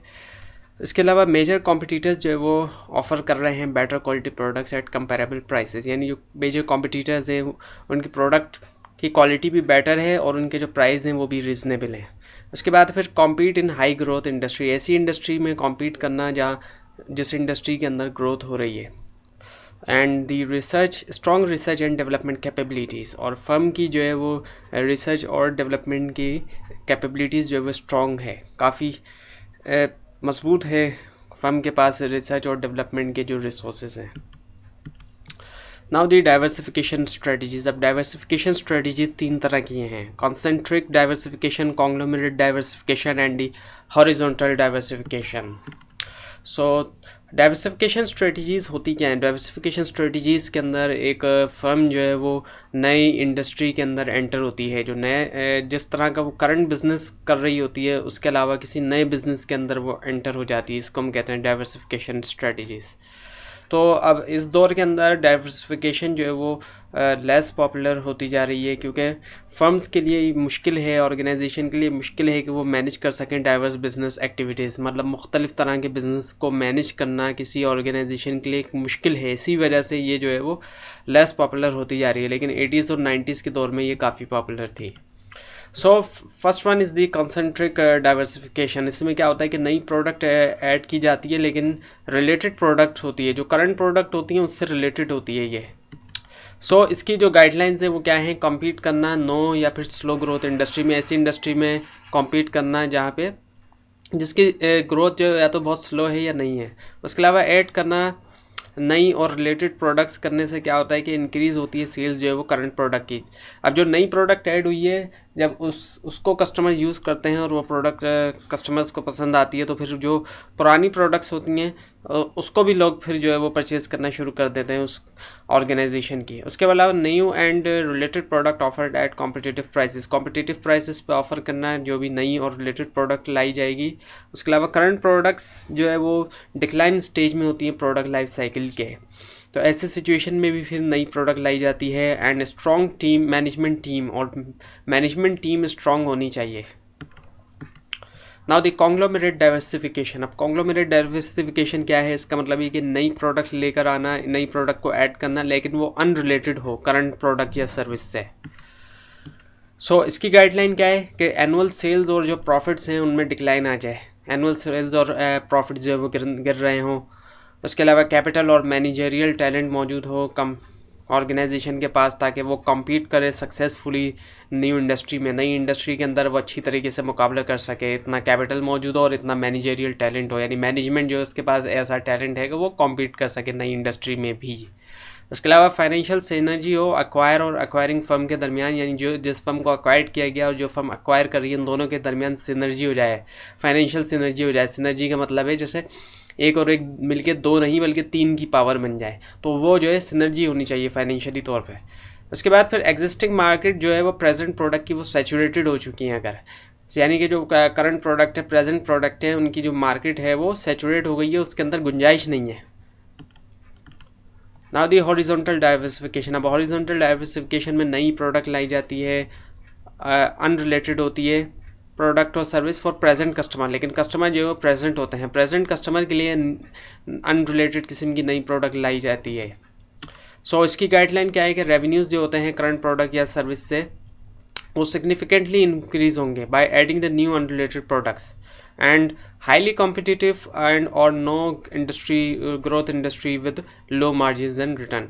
उसके अलावा हाईली कॉम्पिटिटिव होगी इंडस्ट्री या फिर उसमें ग्रोथ नहीं होगी और साथ में मार्जिन भी लो होंगे और रिटर्न भी उस पर लो होगा। और प्रेजेंट चैनल्स डिस्ट्रीब्यूशन चैनल जो है उनको भी यूज़ किया जा सकता है मार्केट करने के लिए नई प्रोडक्ट्स को करंट कस्टमर तक, यानी जो पुराने डिस्ट्रीब्यूशन चैनल्स मौजूद हैं, जो ऑलरेडी मौजूद डिस्ट्रीब्यूशन चैनल्स हैं, उनका इस्तेमाल भी किया जा सकता है नई प्रोडक्ट को करंट कस्टमर तक पहुंचाने के लिए। And new products have counter cyclical sales pattern compare to existing products. और जो नई प्रोडक्ट्स हैं उससे क्या होगा, काउंटर साइक्लिकल सेल्स पैटर्न होगा, यानी कि जो साइक्लिकल सेल्स पैटर्न आता है, उतार चढ़ाव जो आता है सीजन्स के साथ, किसी सीज़न में ज़्यादा सेल हो रही है, किसी सीज़न में कम हो रही है, तो उसके लिए ये काउंटर का काम करेगी एंड यानी कि उतार चढ़ाव को रोकेगी ये, और कंस्टेंटली तौर पे सेल जो रहेगी यानी बरकरार रहेगी सेल्स। डिफरेंट सीजन्स के अंदर जो है वो सेल बरकरार रहेगी नई प्रोडक्ट के आने से, लेकिन किसकी, कंपेयर टू एग्जिस्टिंग प्रोडक्ट, अगर हम कंपेयर करें एग्जिस्टिंग प्रोडक्ट से तो। सो नाउ दी डिफेंसिव स्ट्रेटजीज़। अब डिफेंसिव स्ट्रेटजीज़ कौन कौन सी होती हैं, इसमें रिट्रेंचमेंट है, डाइवेस्टिचर है और लिक्विडेशन है। तो रिट्रेंचमेंट में क्या होता है कि रीग्रुपिंग की जाती है कॉस्ट और एसेट की रिडक्शन करते हुए, ताकि उससे रिवर्स किया जा सके डिक्लाइनिंग सेल्स और प्रॉफिट को, जो गिरता हुआ सेल्स और जो प्रॉफिट है उसको रिवर्स करने के लिए जो है वो कॉस्ट और एसेट्स के अंदर जो है वो रिडक्शन की जाती है। इसकी जो गाइडलाइन है रिट्रेंचमेंट की वो क्या है कि फर्म जो है वो फेल्ड हो चुकी है मीट करने टू मीट इट्स ऑब्जेक्टिव, जो उसके ऑब्जेक्टिव्स हैं, जो उसके मकासद हैं एंड गोल्स, और जो गोल्स है उसकी जो एक डेस्टिनेशन है कॉन्स्टेंटली ओवर टाइम, कॉन्स्टेंटली तौर पे, बट हैज़ डिस्टिंक्टिव कॉम्पिटेंसीज। लेकिन कुछ ऐसी चीज़ है फर्म के पास जो एक अलग है, डिस्टिंक्टिव कॉम्पिटेंसी उसके पास है, और फर्म जो है is one of the weaker competitors, वो एक वीकर कॉम्पिटिटर में से है। उसके अलावा इनएफिशिएंसी है, लो प्रॉफिटेबिलिटी है और पुअर एम्प्लॉय मोरल है, एम्प्लॉय का मोरल भी पुअर है और प्रॉफिटेबिलिटी भी कम है, और इनएफिशिएंसी है, एफिशिएंसी नहीं है, और प्रेशर है स्टॉक होल्डर की तरफ से परफॉर्मेंस को इम्प्रूव करने का। उसके बाद है when an organization strategic managers है फेल्ड। उसके अलावा स्ट्रेटेजिक मैनेजर्स जो हैं ऑर्गेनाइजेशन के वो फेल हो चुका है। उसके अलावा very quick growth to large organization where a major internal recognition is needed. अब है लेक्चर नंबर 22 जो कि लास्ट है इस वीडियो का और मिड टर्म का भी लास्ट लेक्चर है। सो डिफेंसिव स्ट्रेटजीज़ में जो है वो डाइवेस्टिचर में क्या होता है, सेलिंग किया जाता है एक डिवीज़न को या पार्ट को, ऑर्गेनाइजेशन के कोई भी एक डिवीज़न या हिस्सा जो है ऑर्गेनाइजेशन का उसको बेच दिया जाता है, और ऐसे डिवीज़न या पार्ट्स को ही बेचा जाता है जिससे फ़ायदा नहीं होता, इन्वेस्टमेंट तो बहुत लगी होती है लेकिन उससे कोई प्रॉफिट नहीं आ रहा होता। सो इसकी कुछ गाइडलाइंस है। तो इसकी गाइडलाइन ये कि when firm has pursued retrenchment but fail to attain needed improvement, जब फर्म ने जो है परस्यूड किया रिट्रेंचमेंट को लेकिन फेल्ड हो गई वो हासिल करने में जो इम्प्रूवमेंट ज़रूरी थी वो। इसके अलावा when division needs more resources than the firm can provide, और उस डिवीज़न को जिसको बेचा जा रहा है उसे जो है वो ज़रूरत है ज़्यादा रिसोर्सेज की जितना फर्म प्रोवाइड कर सकती है उसके मुकाबले में, और फर्म और जो वो डिवीज़न है वो रिस्पॉन्सिबल है फर्म की ओवरऑल पुअर परफॉर्मेंस के लिए, ख़राब परफॉर्मेंस के लिए रिस्पॉन्सिबल है वो डिवीज़न। और डिवीज़न ऐसा है कि जो मिसफिट है ऑर्गेनाइजेशन के साथ, वो फिट नहीं हो रहा।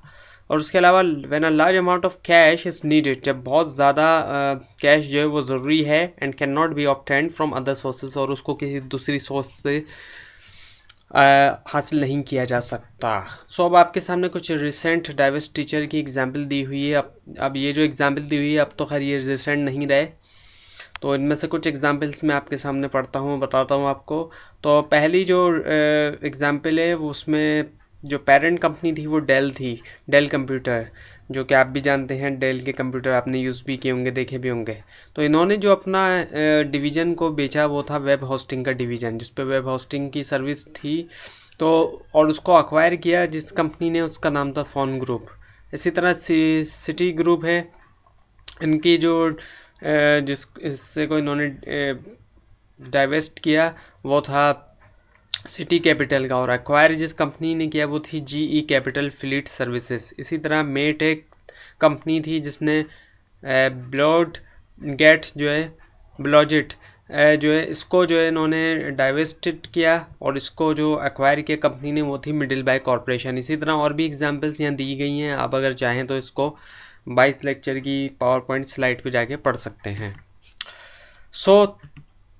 लिक्विडेशन। अब लिक्विडेशन क्या है डिफेंसिव स्ट्रेटजीज में? इसका मतलब ये है कि सेल कर देना कंपनी के एसेट्स को, तमाम एसेट्स को इन पार्ट्स यानी हिस्सों में, फॉर देयर टेंजिबल वर्थ। अब इसकी कुछ गाइडलाइंस हैं। जब रिट्रेंचमेंट और डाइवेस्टिचर दोनों को इस्तेमाल किया लेकिन नाकाम, कोई सक्सेस नहीं मिली, यानी नाकामी हुई दोनों का इस्तेमाल करने के बाद, तो तब जो है जाहिर बात है लिक्विडेशन की जाएगी। And if the only alternative is bankruptcy, अगर सिर्फ यही ऑप्शन बाकी रहा हो कि बैंकरप्टेसी होगी, तो फिर ऐसे सिचुएशन में लिक्विडेशन बैंकरप्टेसी के मुकाबले में बेहतर चीज़ है। उसके अलावा when shareholders can minimize their losses. अब इससे क्या होता है, लिक्विडेशन से शेयर होल्डर्स जो है वो अपने लॉसेस मिनिमाइज़ कर सकेंगे। नुकसान में तो जा रही है फर्म, कंपनी नुकसान में जा रही है, लेकिन जब वो लिक्विडेशन करेंगे तो उनका नुकसान में कमी आती चली जाएगी जब वो एसेट्स बेचेंगे फर्म के। So now the means for achieving strategies. किन तरीक़ों से स्ट्रेटजीज़ को अचीव किया जाता है? Joint venture partnering. Joint venture होता है जो एक तरह की पार्टनरशिप होती है। इसमें होता क्या है कि दो या दो से ज़्यादा कंपनी एक टेम्परेरी किस्म की पार्टनरशिप बना लेती हैं या फिर कंसर्टियम बना लेती हैं for purpose of capitalising on सब अपॉर्चुनिटी। कोई एक अपॉर्चुनिटी आ रही है उसके लिए जो है वो मिल जाती हैं कंपनी और एक पार्टनरशिप बना लेती हैं उसको हासिल करने के लिए उस अपॉर्चुनिटी को। कोऑपरेटिव अरेंजमेंट्स होते हैं कंपनीज़ के दरमियान, उन दोनों कंपनीज़ के दरमियान। वो किन किन चीज़ों के होते हैं?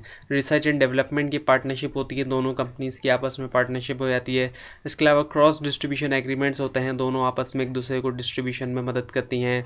क्रॉस लाइसेंसिंग होती है, दोनों कंपनी एक दूसरे को लाइसेंस देती हैं कि जो एक कंपनी सपोज करें दूसरे को लाइसेंस इस तरह से दे रही है कि मेरी प्रोडक्ट जो है वो बना सकती है, दूसरी कंपनी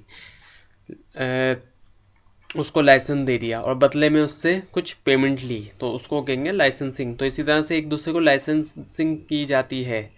इसके अलावा क्रॉस मैन्युफैक्चरिंग एग्रीमेंट होती है, एक दूसरे की मदद की जाती है मैन्युफैक्चरिंग में। और इसके अलावा जॉइंट बिडिंग कंसोर्टियम भी की जाती है, किसी एक प्रोजेक्ट के ऊपर मिल के जो है वो टेंडर जो होता है उसके लिए, तो उस एक बड़ा प्रोजेक्ट होता है तो वहाँ मिल के जो है वो जॉइंट बिडिंग होती है।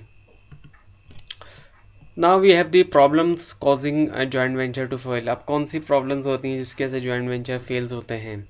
तो मैनेजर जो है हु मस्ट कोलैबोरेट डेली, जिन मैनेजर्स को डेली कोलैबोरेशन करना चाहिए, कोलैबोरेट करना चाहिए, नॉट इन्वॉल्व इन फॉर्मिंग और शेपिंग द वेंचर। वो इन्वॉल्व नहीं होते फॉर्म करने में या शेप करने में वेंचर को। इसके अलावा वेंचर में benefit the company but not the customer. Venture benefit तो करेगा कंपनीज़ को जब वो आपस में मिल जाएंगी, लेकिन कस्टमर को नहीं करता। नॉर्मली हमारे कंट्रीज़ में ऐसे ही होता है। उसके अलावा venture not supported equally by both parties. तब दोनों पार्टीज़ बराबर मिल के जो है वो सपोर्ट नहीं कर रही वेंचर को। इसके अलावा वेंचर में begin to compete with one of the partners more than so the other. अब वेंचर में से होता ये कि दो कंपनीज़ ने आपस में पार्टनरशिप की, लेकिन होता ये कि उनमें से कोई एक कंपनी दूसरी कंपनी के साथ कॉम्पीट करना लग जाती है मिल के काम करने के बजाय। Now the guideline for joint ventures. अब गाइडलाइन क्या है? Combination of privately held and public held can be synergistically combined. अब प्राइवेटली हेल्ड और पब्लिकली हेल्ड जब आपस में कंबाइन होंगी तो वो सिनर्जिस्टिकली के तौर पे कंबाइन हो सकते हैं। सिनर्जी के बारे में पहले भी आपको बताया कि यानी कि एक और एक मिलके दो नहीं बल्कि 3 के बराबर होंगे, और इवन के एक और एक 11 भी हो सकते हैं। उसके अलावा डोमेस्टिक फर्म्स जो है वो जॉइंट वेंचर करती हैं फॉरेन फर्म्स के साथ। अपने मुल्क की फर्म जो है वो किसी बाहर की फर्म के साथ कर लेती हैं, और उसके बाद क्या होता है, can obtain local management to reduce certain risk. उनको जो है वो लोकल मैनेजमेंट हासिल होती है और कई सारे रिस्क जो है वो उनमें कमी आती है। इसके अलावा डिस्टिंक्टिव कॉम्पिटेंसीज ऑफ 2 और मोर फर्म्स आर कॉम्प्लीमेंट्री। मुख्तलिफ जो कॉम्पिटेंसीज हैं फर्म्स की, 2 या 2 से ज़्यादा की फ़र्म की मुख्तलिफ तरह की उनकी खसूसियात हैं, स्ट्रेंथ है, वो क्या होता है एक दूसरे को कॉम्प्लीमेंट करती हैं, एक दूसरे की मदद करती हैं। उसके अलावा overwhelming resources and risk where project is potentially very profitable, और जो रिसोर्सेज और रिस्क होते हैं where project is potentially very profitable, जहाँ पे बहुत ज़्यादा जो है वो प्रॉफिटेबल होता है प्रोजेक्ट। टू और मोर smaller firms have trouble competing with larger firm, और जाहिर बात है जॉइंट वेंचर का एक बहुत अहम चीज़ ये है कि दो या दो से ज़्यादा फर्म जो है वो उनको जब फेसिंग आ रही होती है कॉम्पीट करने में लार्जर फर्म को, एक बड़ी फर्म को। उसके अलावा a needs exist to introduce a new technology quickly, और ज़रूरत होती है अगर एक नई टेक्नोलॉजी को इंट्रोड्यूस करना तेज़ी से, क्विकली, जल्दी। अब ये कुछ रिसेंट मर्जर की आपके सामने एग्जांपल दी गई है, इसमें से भी कुछ एग्जांपल मैं आपके सामने पढ़ता हूँ, बाकी आप खुद देख लीजिएगा अगर आप देखना चाहें तो ह्यूलेट पैकार्ड यानी HP, इसने जो अक्वायर किया, ये एक्वायरिंग फर्म है, जो इसने एक्वायर किया था किसको, कॉम्पैक्ट कंप्यूटर को। पहले कॉम्पैक्ट के कंप्यूटर आते थे, लेकिन अब जो कॉम्पैक्ट की फर्म है उसको ह्यूलेट पैकार्ड ने, HP वालों ने उसको एक्वायर कर लिया है। इसी तरह ईबे जो कि ई-कॉमर्स की एक फर्म है, इसने एक्वायर किया होम्स डायरेक्ट को। और इसी तरह से पेप्सी कंपनी जो है, पेप्सी तो तकरीबन सारे ही लोग जानते हैं पेप्सी के बारे में, इन्होंने एक्वायर किया था क्वैकर ओट्स को। और इसी तरह से और भी कंपनीज़ का दिया हुआ है यहाँ पे फर्म्स का कि जिन्होंने एक्वायर किया दूसरी फर्म्स को। तो ये थी आज की वीडियो, जिसके अंदर आपको MGT 603 स्ट्रेटेजिक मैनेजमेंट के लेक्चर नंबर 11 से लेकर 22 तक करवाए गए। आपको अगर कोई कन्फ्यूजन है तो नीचे कमेंट ज़रूर कीजिए, and best of luck for your exams.